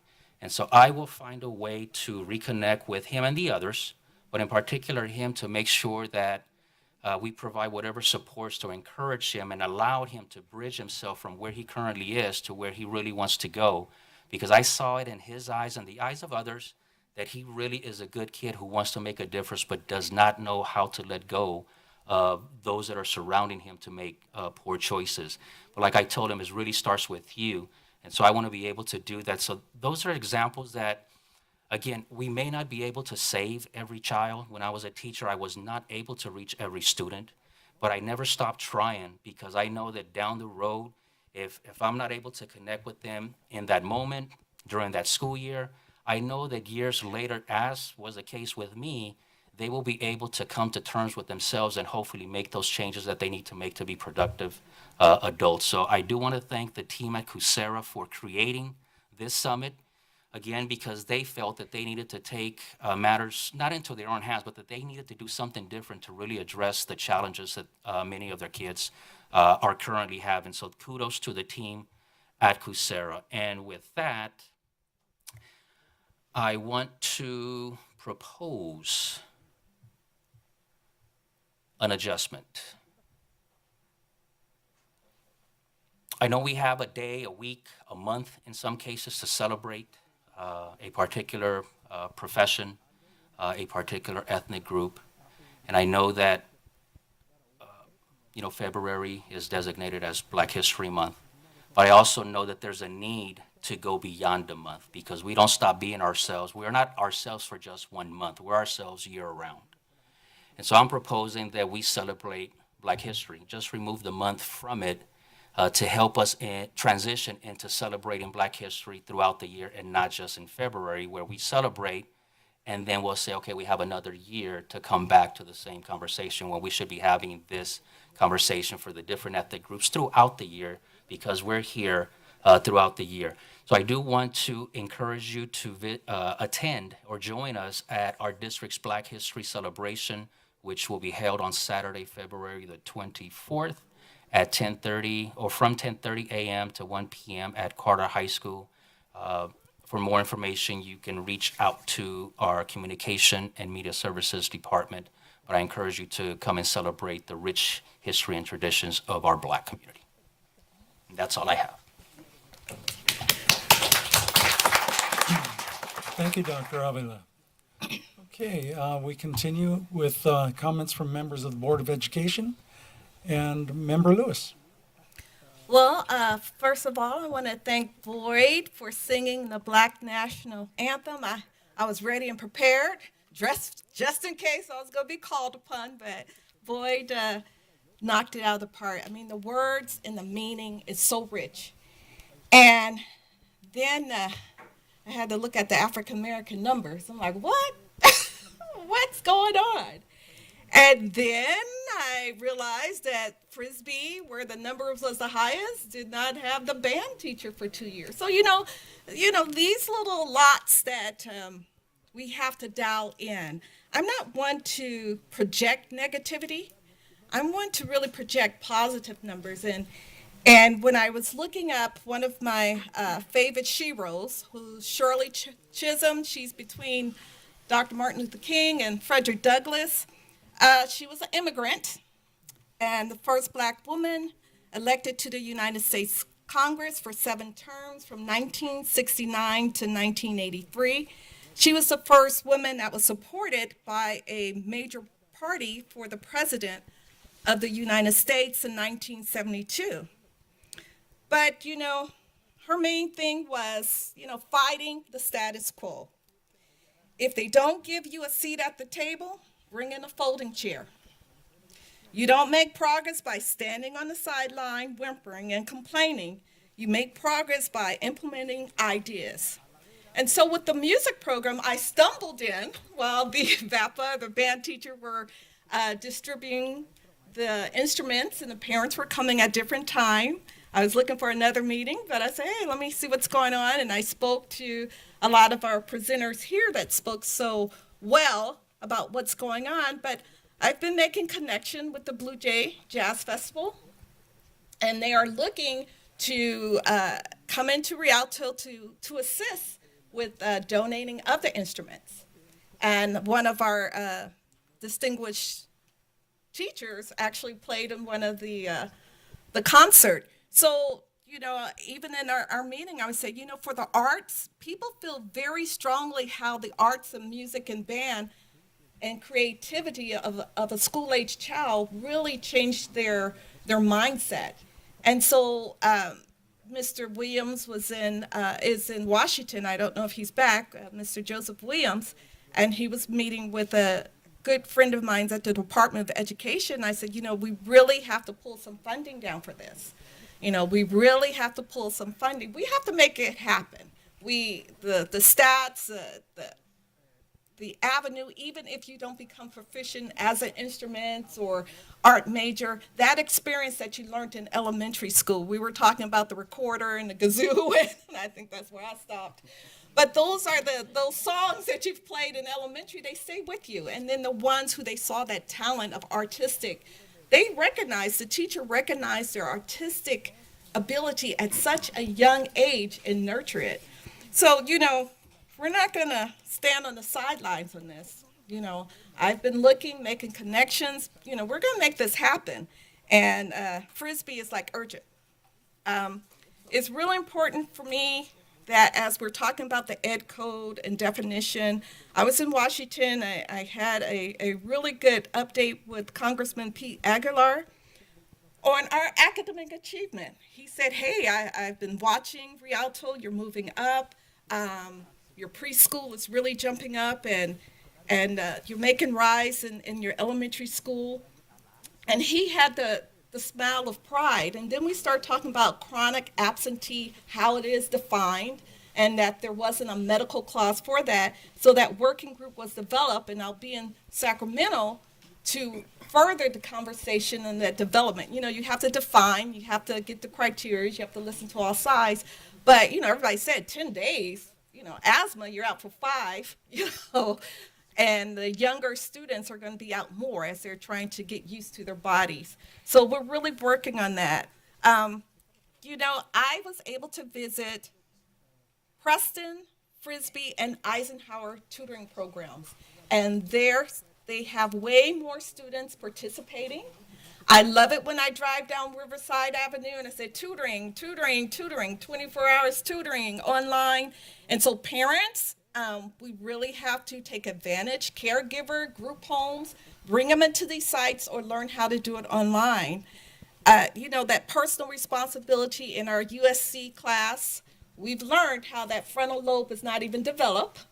So they're going to make, that was part of our homework, the poor choices. Okay, till what age? You in the class, what age did they tell us? Where's our teacher? She left. Up till 22, late adolescence, that is fully. So they're going to make negative choices. They're going to be impulse. Not everybody. Some people develop earlier and very mature, and they make their mistakes when they're 40. Go figure, but we all been there and done a couple of that. But during this part of development, and things like that, we really have to look for what are we doing right. I'm glad you mentioned that summit. That's something that was proactive that we're doing really right. It's just we're right here. We're working hard together. I finally left my VAP meeting and found my real meeting that I was going to, and that was DAPAC, where they were talking about the financial wealth and management, and then to just look online to talk about how many people enrolled in FAFSA, because that's the key for getting financial aid. But this was talking about parents, and they have another one that's going to do with financial aid for school. So we're just so proud of our science. We're so proud of the movement of our academic mindset. We're saying academics, we're saying students. We're really reaching, we're looking for artistic. And with our counselors, wow, I just could not believe the numbers a counselor have in the school, But the counselor does the intangible. All the staff do intangible things, but the counselor is the one that asks the hard questions, the one that notices the tear, the one that looks at the pause. And, that's someone that I have to say thank you. They go unrecognized, and to have a caseload that high in this day of age, that's something that we have to really take a deep dive into, because they still follow up after their students graduate.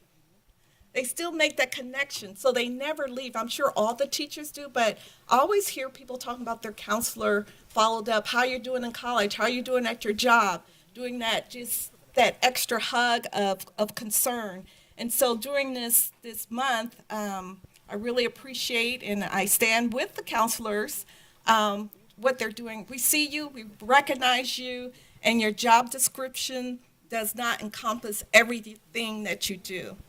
So I just want to thank the management of the maintenance department, risk management, and security, all these reins.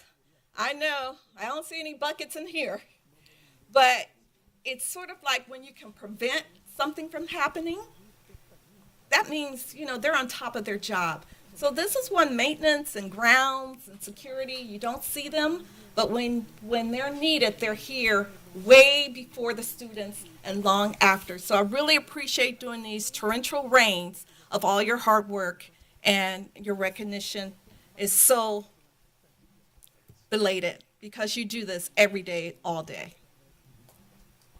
Thank you. Couldn't agree more. Okay, Clerk Dominguez. Thank you so much, President Martinez. So, first of all, I am a very proud Boyd parent of 3 bulldogs. So I was very, very excited to see most of our bulldogs here singing such a beautiful national anthem. With it being Black History Month, I agree with Dr. Avila. We need to take the month out and celebrate it all year. Culture is all year long. It's not 1 month long. I do want to thank Dr. Dr. B for this beautiful display. Balagan. Beautiful display that she has here for us. It has wonderful leaders, wonderful people that have inspired everybody, and I mean everybody, even myself. I do want to, congratulate Simpson for their parent center or their parent resource center. As you know, parents in the school are very important and having them to be a part of their children's education. Unfortunately, I was not able to be there, but I am very happy that they are taking that step forward and taking that leap to have that connection with teachers and parents for the best of their students. Rubathon, I can't say it was amazing. It was amazing. I got to actually speak with the breadwinners. They demonstrated their project to me. They showed me everything that they had. They were completely excited. They put their thinking caps, and fun fact, they are an all-girls team. So they were completely excited and surprised when they won second place. I went to the award ceremony and during my lunch break, and they were just like, I can't believe we won. I can't believe. And I was like, you guys had it in you. I told you guys had it completely in you. I do want to touch a little bit on the weather. I know that Mrs. Lewis touched on it, but there is a picture that's circulating on social media of our groundskeepers and maintenance workers. Without them, our schools would be flooded and they wouldn't be functioning. So thank you so much for all your hard work in keeping these schools functioning and keeping them up to par so our kids can be safe and have a good education. I know that it's Student Counselor Week, and I remember my counselor, Mr. Paul from Kaiser. He made an impact in my life. He would always tell me, grades first, Evelyn, grades first. And I would just be like, Mr. Paul, and like, okay, whatever, because, I thought it was cool, but my frontal lobe wasn't developed yet. But without him and his encouragement, I wouldn't be where I'm at now. So I do understand the importance of our counselors in our schools every single day. So thank you so much for all your hard work, for your dedication. I know your caseload is heavy, but I know you guys do it with all your heart. So thank you so much for that. Congratulations to the science fair winners, and Boyd was there too. They won lots of awards, and I think the biggest excitement for the kids was the ice cream party that they were going to receive. Mrs. Rivas's class would not stop talking about the ice cream party that they were going to get. So science is very important to all of our students and to even, further on, because it's the root, mostly the root of everything. It's the root of medicine. It's the root of, our engineering. It has a lot, it's deep. VAPA, actually my son's VAPA teacher is here. So thank you so much for all you do. Thank you for all the hard work. There is not a day that goes by with him not coming home. Mom, we did VAPA today. We did this, and he shows me his projects. So I know that VAPA teachers are super important and vital to our kids. It helps with their social, emotional. It helps them express themselves. It helps them be able to do something different. It's not, so that way they don't come to school thinking, ew, I gotta learn, I got homework, I got all this pressure. They have that energy of being able to say, hey, there's an outlet, there's other things to be able to, when they grow up, not know that there's going to be a routine that's just that rut that us as adults sometimes get into. It's an outlet for them to be able to control their behaviors and develop that frontal lobe that we've learned in our USC program, and the USC program is amazing. It really is. It has helped me in my own life, and I know that hearing the testimonies from today, I know that it has helped other parents as well. So, again, this is Rialto's way of incorporating parents with our teachers for the well-being of the child. So I'm so excited for the things that are to come. I know our RITS is coming up. I know that we fund most of our arts with the RITS funding. So I'm inviting everybody. I believe some of our, big people are coming to the RITS. So hopefully they bring their wallets too. So thank you so much. And that's all I have for tonight. And please stay warm and dry in this weather. Vice President Montes. Thank you, Board President, Mr. Martinez. Let's see here. Let me try to run through all these. Also, big thank you to Boyd Elementary for their presentation. It's sad to say that that's the first time I heard that anthem And correct me if I'm wrong, I'm asking Ms. Lewis because Ms. Lewis knew every single word. That was the African American national anthem. I sang it last year. You didn't listen? Well, you know, I didn't. Did you? Yeah. Okay. All right. Well, then that's the second time. There you go. That's the second time. But enough people don't know that song. Enough people don't know that song. And it was amazing to see those kids singing it. Big kudos to the principal for coming out here to support them. And when we talk about VAPA, the Visual and Performing Arts, and we see the presentations here almost every board meeting of the students who come and sing or dance or play instruments. When we talk about the trying to do everything that we can to reduce our suspension rates and get our kids steer our kids away from misbehaving and get them more interested in school, we can't leave out the visual and performing arts. We have to do everything possible to support our VAPA program, to support our staff in the VAPA that help us with the VAPA program. And I think it's just a matter of not only budgeting, because we know that the budgets are going to be tight, but also prioritizing our needs. We were considering chairs, for example, for the board. These chairs are 20 years plus old. They're a little bit worn out. My chair doesn't lift. I'm always sitting with my legs folded because I'm too tall for it. But I'd rather deal with these old chairs and make sure that our students have good chairs that they sit in all day in, than for us to have, updated chairs. And it's just an example of us taking a closer look at our priorities. If cuts have to be made, let's keep those cuts as far away from the classroom as possible. I want to thank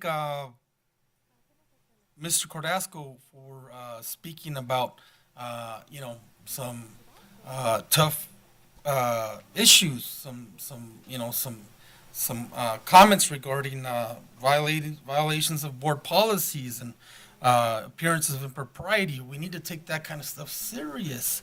And if anyone in our district is engaging in that kind of behavior, well, we just had a whole presentation on discipline and behavior and holding students accountable. We need to do the same with our own people. If anybody's engaging in that kind of stuff, some of us have been on this board long enough to know that we've had some very difficult challenges in the past. Me, Mr. Martinez, Ms. O'Kelly, and other board members that were here in the past, we were tried by fire. We were nationally damned for a lot of the craziness that was going on back in the days. We don't ever want to go back to that. So if any little fire starts kindling, let's put it out right away. Let's not drag our feet. I, for one, I'm sure Mr. Martinez, as board president, want to take any of those kinds of things very serious. So let's set something up.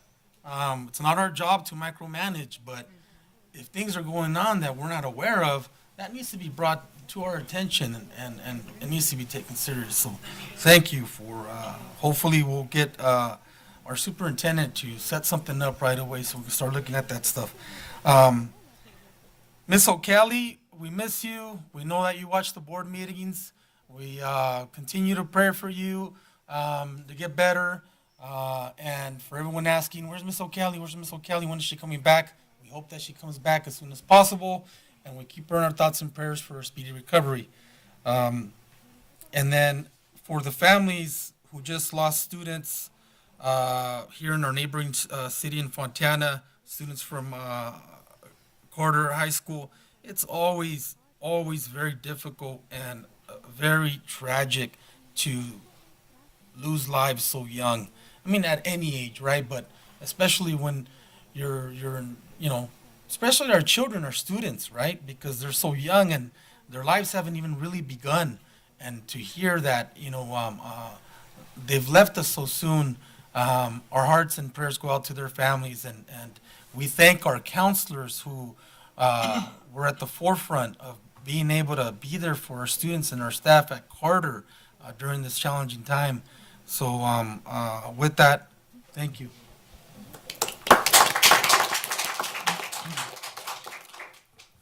Great topics tonight, both from the podium and from the board. Thank you, everyone. I'm going to start with something that's really near to my heart. Thurgood Marshall, an unknown until Menendez versus Board of Education. Look it up. I'm not going to go deep into it, but he's one of my personal heroes. Education would not be the same today. So definitely, please look that up. As for children, adults, tell you what, I'm going to be hard on our principals, admins. Part of your job is making sure that our employees are held accountable. So if going into hard times, we have to make cuts, there better be paperwork in your bin to make sure we've got poor performing, bad choice employees documented, so they're the ones to go, not the good ones. They may have been here 20 years. They may have been here, well, sorry if you let them make probation, but that's on you. And I am going to be looking at that. As for VAPA, my guitar tie.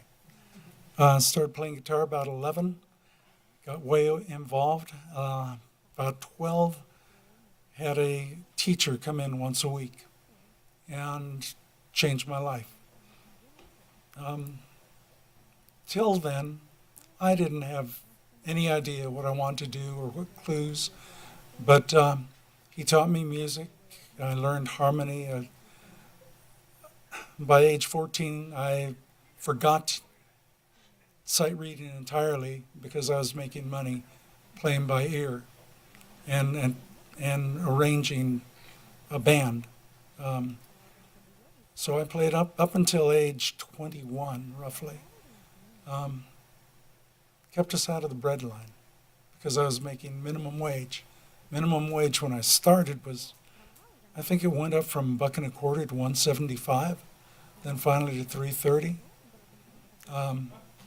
But the houses were only $20,000 back then. Yeah, $20,000, can you imagine? You, as an individual, have to look at yourself. And I learned that you can learn a lot about yourself and your personality with a couple of things. If you observe your language, your thoughts, do you go, it's not my job, or I'm not paid for that? That tells me you're one kind of individual. Are you the other kind who says, like Thurgood Marshall, they need me and there's no one else. I'm going to step up. Or even easier, during an earthquake, do you run towards the door and outside, or do you help everybody? Are you in place, like our teachers do, or are supposed to do? That tells you who you are deep inside, what your core beliefs are. So don't lie to yourself, so you can't. Anyway, since we're talking VAPA, I'll call him a VAPA teacher. He was a tube changer. He took me under his wing. And I didn't know what I wanted to do. But by age 14, I was standing in the line at San Bernardino High, waiting to talk to my counselor, of all people. And I'm going, okay, what do I want to do with the rest of my life? Immediately, first question I asked was, God, what do you want me to do with my life? This man, the VAPA teacher, came into mind. He's a tube changer, electronics. Said, boy, that looks interesting. So I took straight up electronics as much as I could in high school. Went to Valley, got my licenses. And, you know, still, without experience, you're still starting at minimum wage, unless you're in dire need. As a computer person, you can start much higher. But it all comes down to drive, self-determination. Whether you're going to go watch TV, drink a beer after work, after you put in your 8 hours, your 40, or whether you're going to put in 80 hours a week doing the work, going to college, then going and putting in 80 hours a week for the rest of your life with a degree. It's up to you. But we need you. Our students need you. And when money gets tight, we need numbers. You know, even if you are one of the ones that runs for the door and say, it's not my job, you're going to relate to one of our students, and they need you. So with that, we're continuing on. President Martinez, if I Yes, may. sir. And this is not to respond to any comment that has been made, but I think that it's important for me to share, for context, that Diane is not with us? Yes, she is. I think it was 6 years ago where we, as part of the board expectation, as part of my expectation for the sites, we began to visit every classroom in the district to check for furniture. At the time, there were schools that were considering upgrading furniture in the offices, and I did not want that done until every classroom was assured either new or furniture in great condition for the same reason. And so every year we budget X amount of dollars per school for them to place their furniture orders for the following year so that we can continue to replace all broken furniture because we know it wears. And so, Mr. Montano, if you don't mind forwarding me the school, the classroom, so that we can address it. I hope there's context to it. Sometimes there is an explanation, but there's no excuse to not have adequate furniture for every classroom, for every student in our district, because we have made that a priority. And I want to make sure that if there's no excuse, that we then take that approach of accountability to make sure that it doesn't happen again. Please. Let me add some to it, and band equipment. Well, we did that 2 years ago. So the answer is yes, we will look at that as well. Rialto High has one tuba. Ms. Romo, thank you. Thank you, Dr. Avila. Okay, public hearing, we have none. Now we move on to E, the actual business of the board. 9:03. Consent calendar items. All items on the consent calendar will be accepted or acted upon in one motion unless pulled by the Board of Education, members, or the superintendent for individual action. So moved. Second? Thank you, thank you. Okay, vote by board members. Student board member went home about 8:45. Thank her, doing a great job. Okay, Ms. Lewis. How do you Aye. vote? Thank you. Oh, I'm sorry. Did anyone have questions or comments? No. Okay, let's go again. Ms. Lewis. Aye. Okay, Clerk Dominguez. Aye. Vice President Montez. Aye. And myself, aye.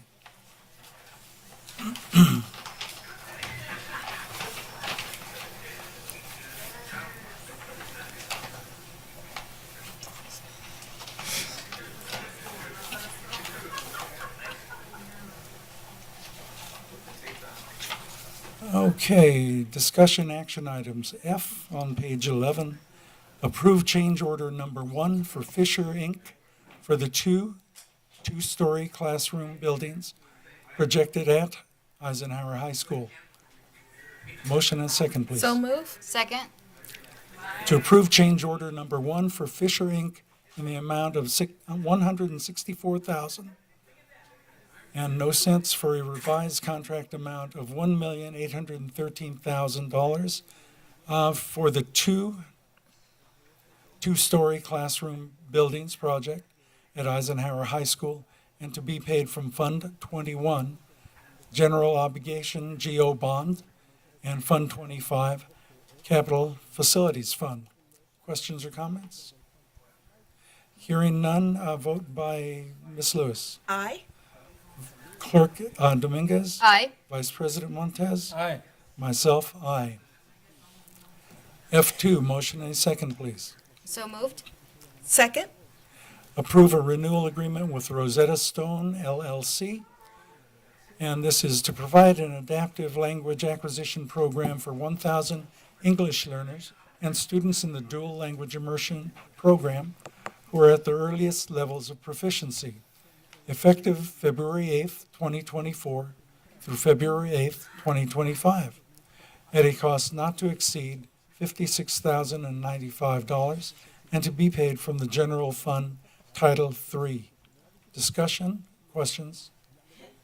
I want to know if this is time sensitive because I had sent some questions to Dr. Avila with some response, and I know it's going to take a little bit of time to get those responses back. Okay, do we have someone who could speak with that? Dr. Avila?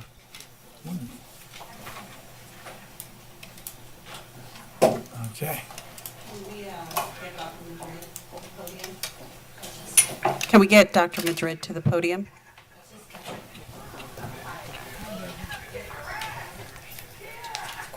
Thank you, Dr. Madrid.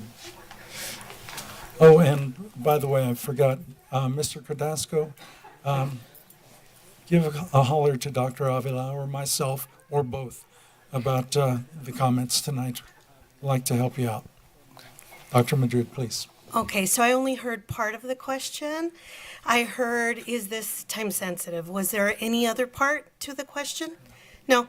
Okay, so it is time sensitive in that the licenses that we purchased last year are already on their way to being expired.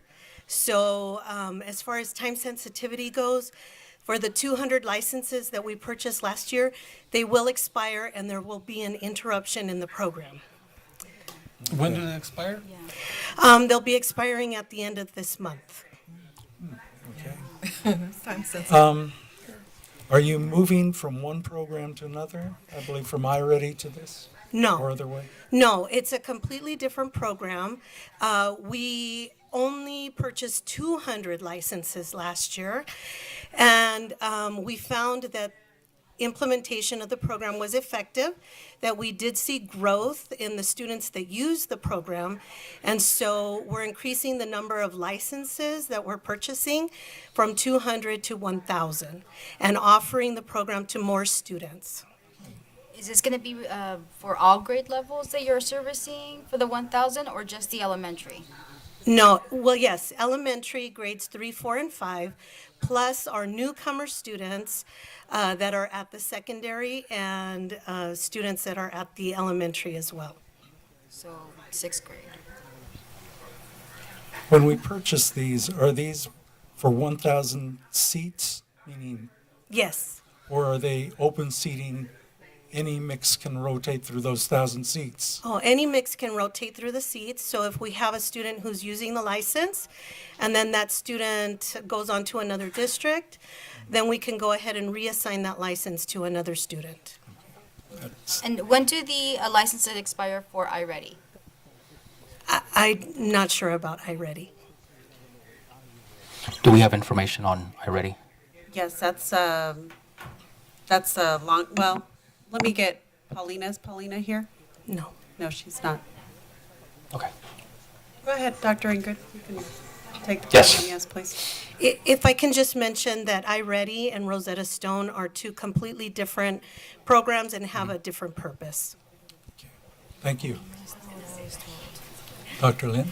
Yes, good evening. I just want to say that iReady, yes, I agree. It's two different metrics, but we have a 3-year contract with them. So after this, we have 3 years left.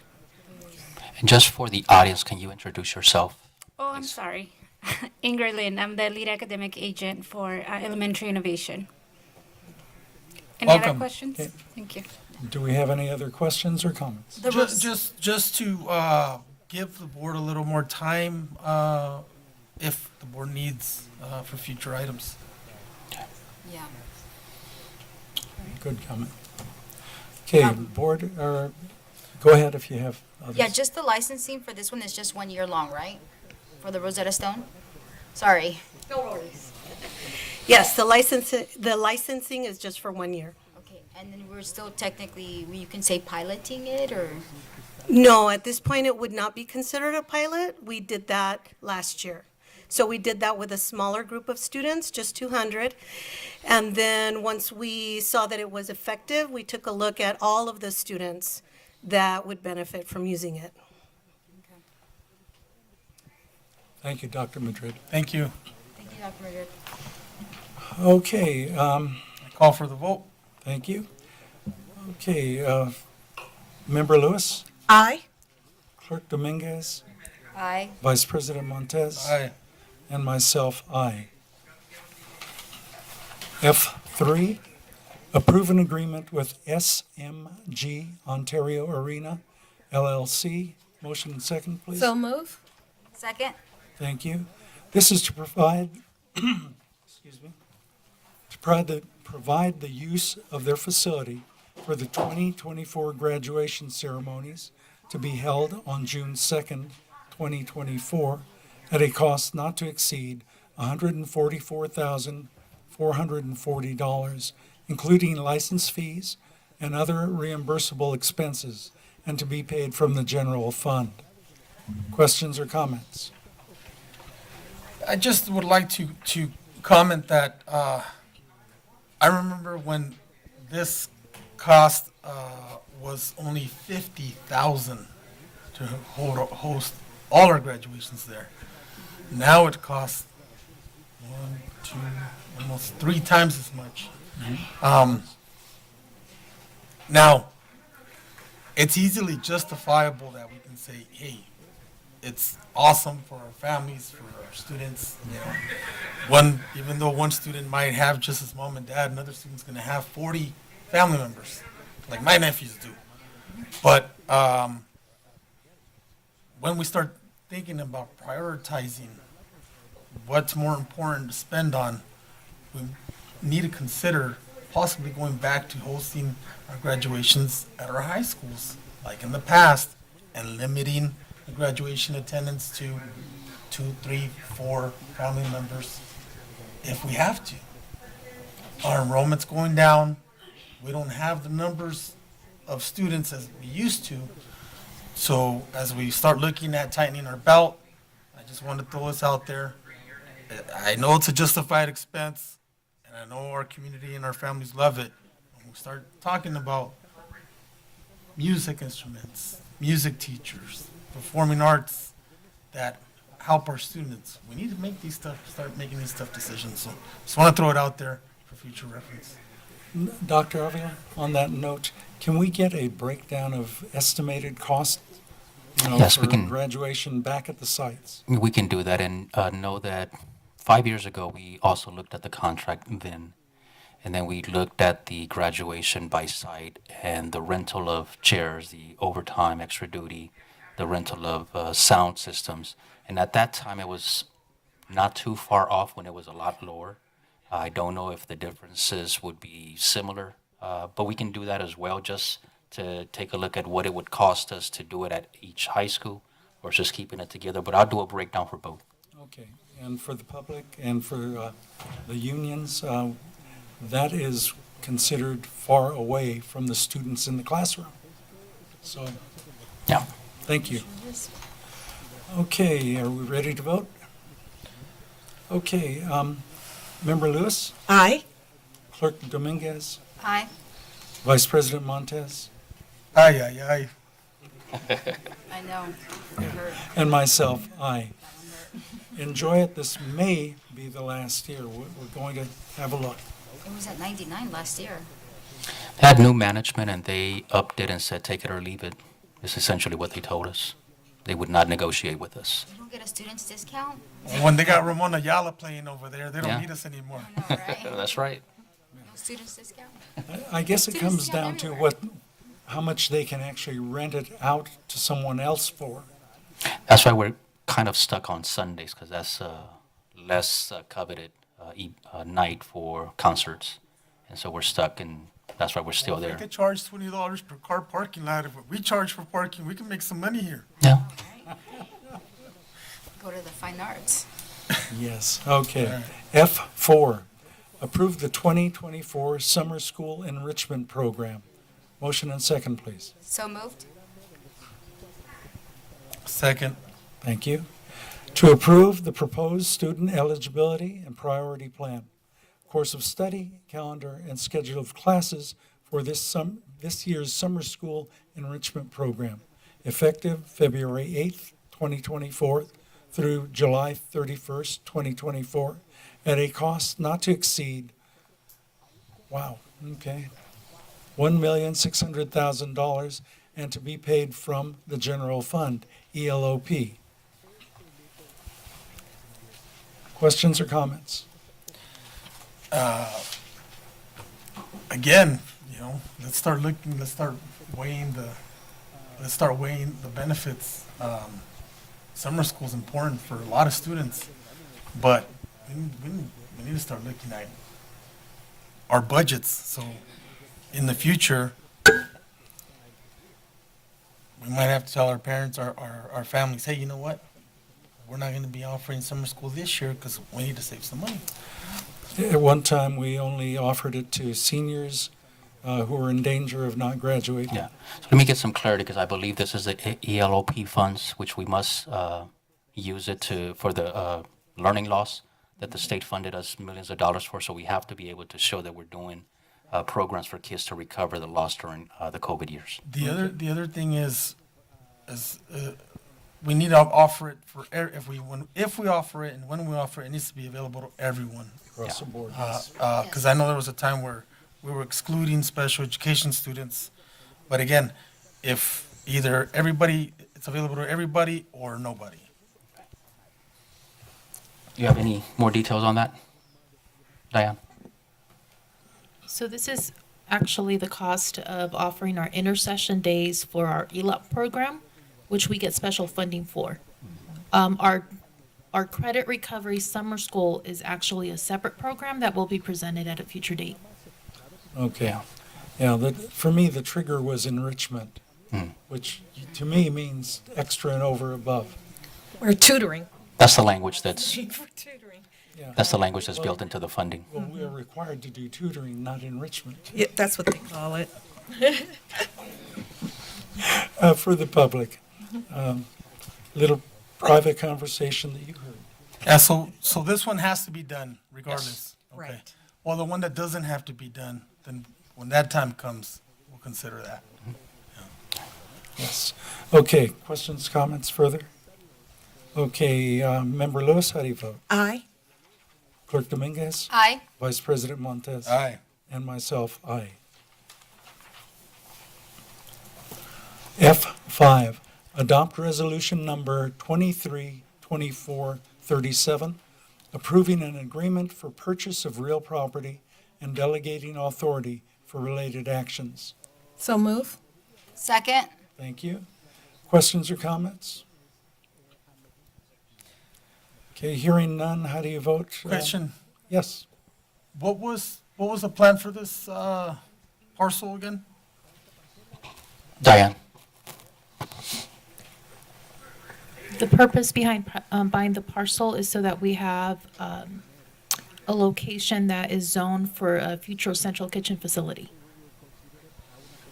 And this is between Lilac and Cactus? So almost around the corner from the existing one. Correct. And What are this the will plans? also be part of the event center. So we, because we are Rialto and we're very innovative, the first 2 floors will be part of the central kitchen facility. We're adding a 3rd floor, and the 3rd floor is going to be a multi-purpose event center. So we can host staff development, we can host community events, all sorts of different, events at our own location. It's off of Foothill Avenue. We want it to be identified by our parents and our community as a place to, come in with the district, in one community. We explored current district facilities to see if we could accommodate, but because nutrition has a lot of deliveries from vendors and they themselves use larger trucks to transport their meals, it's difficult. It's difficult because a lot of our property is in residential areas, and so that would really disrupt the neighborhoods. And so in looking at the value of the land and the value that we would get from building a new facility there, we found that this was an ideal place. So is it appropriately zoned already? It Yes. is. It's commercial. And again, we're trying to build two When I facilities saw that on in the one to agenda, save I went money. over there to go look. I said, "What is the district going to build right here?" No, I remember the talks about needing the property for the kitchen and some of the other ideas. I just, for whatever reason, when I seen it on the agenda, I was like, "Wait a minute, what's going on? What are we going to do with this?" But I think it's a perfect spot.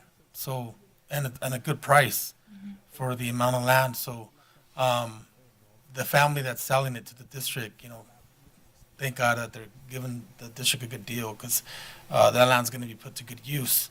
So, kudos to you guys who are involved with this real estate purchase because it's definitely a good move and an investment for this community and this district. So, thank you. Thank you. What are the plans for the old kitchen, the one that's on Lilac and Second or First? So the old facility will still remain as our long-term warehouse, so that we could accommodate at the new location enough room for the production of the meals and parking. And so in order for us to do that, we have to leave the actual warehouse at its original location. Maybe even expand it a little bit Yes. because Yeah, okay. I've gone over there and they got nowhere to put the stuff. Yeah, they don't. They don't. All right. Okay. Thank you. Thank you. Okay, ready to vote? Yep. All right, Ms. Lewis, how do you? Aye. Clerk Dominguez? Aye. Vice President Montez? Aye. Myself, aye. F6, adopt resolution number 232438, remuneration. So move. Second. Thank you. Excuse absence of board member Nancy G. O'Kelly from the Wednesday, January 17th, 2024, regular meeting of the Board of Education. Questions, comments? I just want to say that I hope she gets better soon, and hopefully we get her back soon. And our prayers are with her, and hopefully I get to serve with her again. She has been in touch with our office in the last week and sounds very ready to come back. She says she needs just a little bit more, but she's very alert, very energized, very excited to a full recovery. Thank you for the update. When I started seeing comments back on the feed, Yeah. it was encouraging. Yeah. Okay. Miss you, Nancy, come back. Okay, Member Lewis? Aye. Clerk Dominguez? Aye. Vice President Montez? Aye. And myself, aye. Adjournment. The next regular meeting of the Board of Coffee just ran out. The next regular meeting of the Board of Education of the Rialto Unified School District will be held on February 21st at 7 p.m. at the Dr. John Casalunas Education Center, 182 East Walnut Avenue, Rialto, California. Materials distributed or presented to the Board of Education at the board meeting are available upon request from the superintendent's office. Motion and second? So move. Second. Thank you. How do you vote? Aye. Lewis? Clerk Dominguez? Aye. Vice President Montez? Aye. And myself, aye. Time is 9:24. We're creeping later and later, folks. Good night. Thank you, everyone.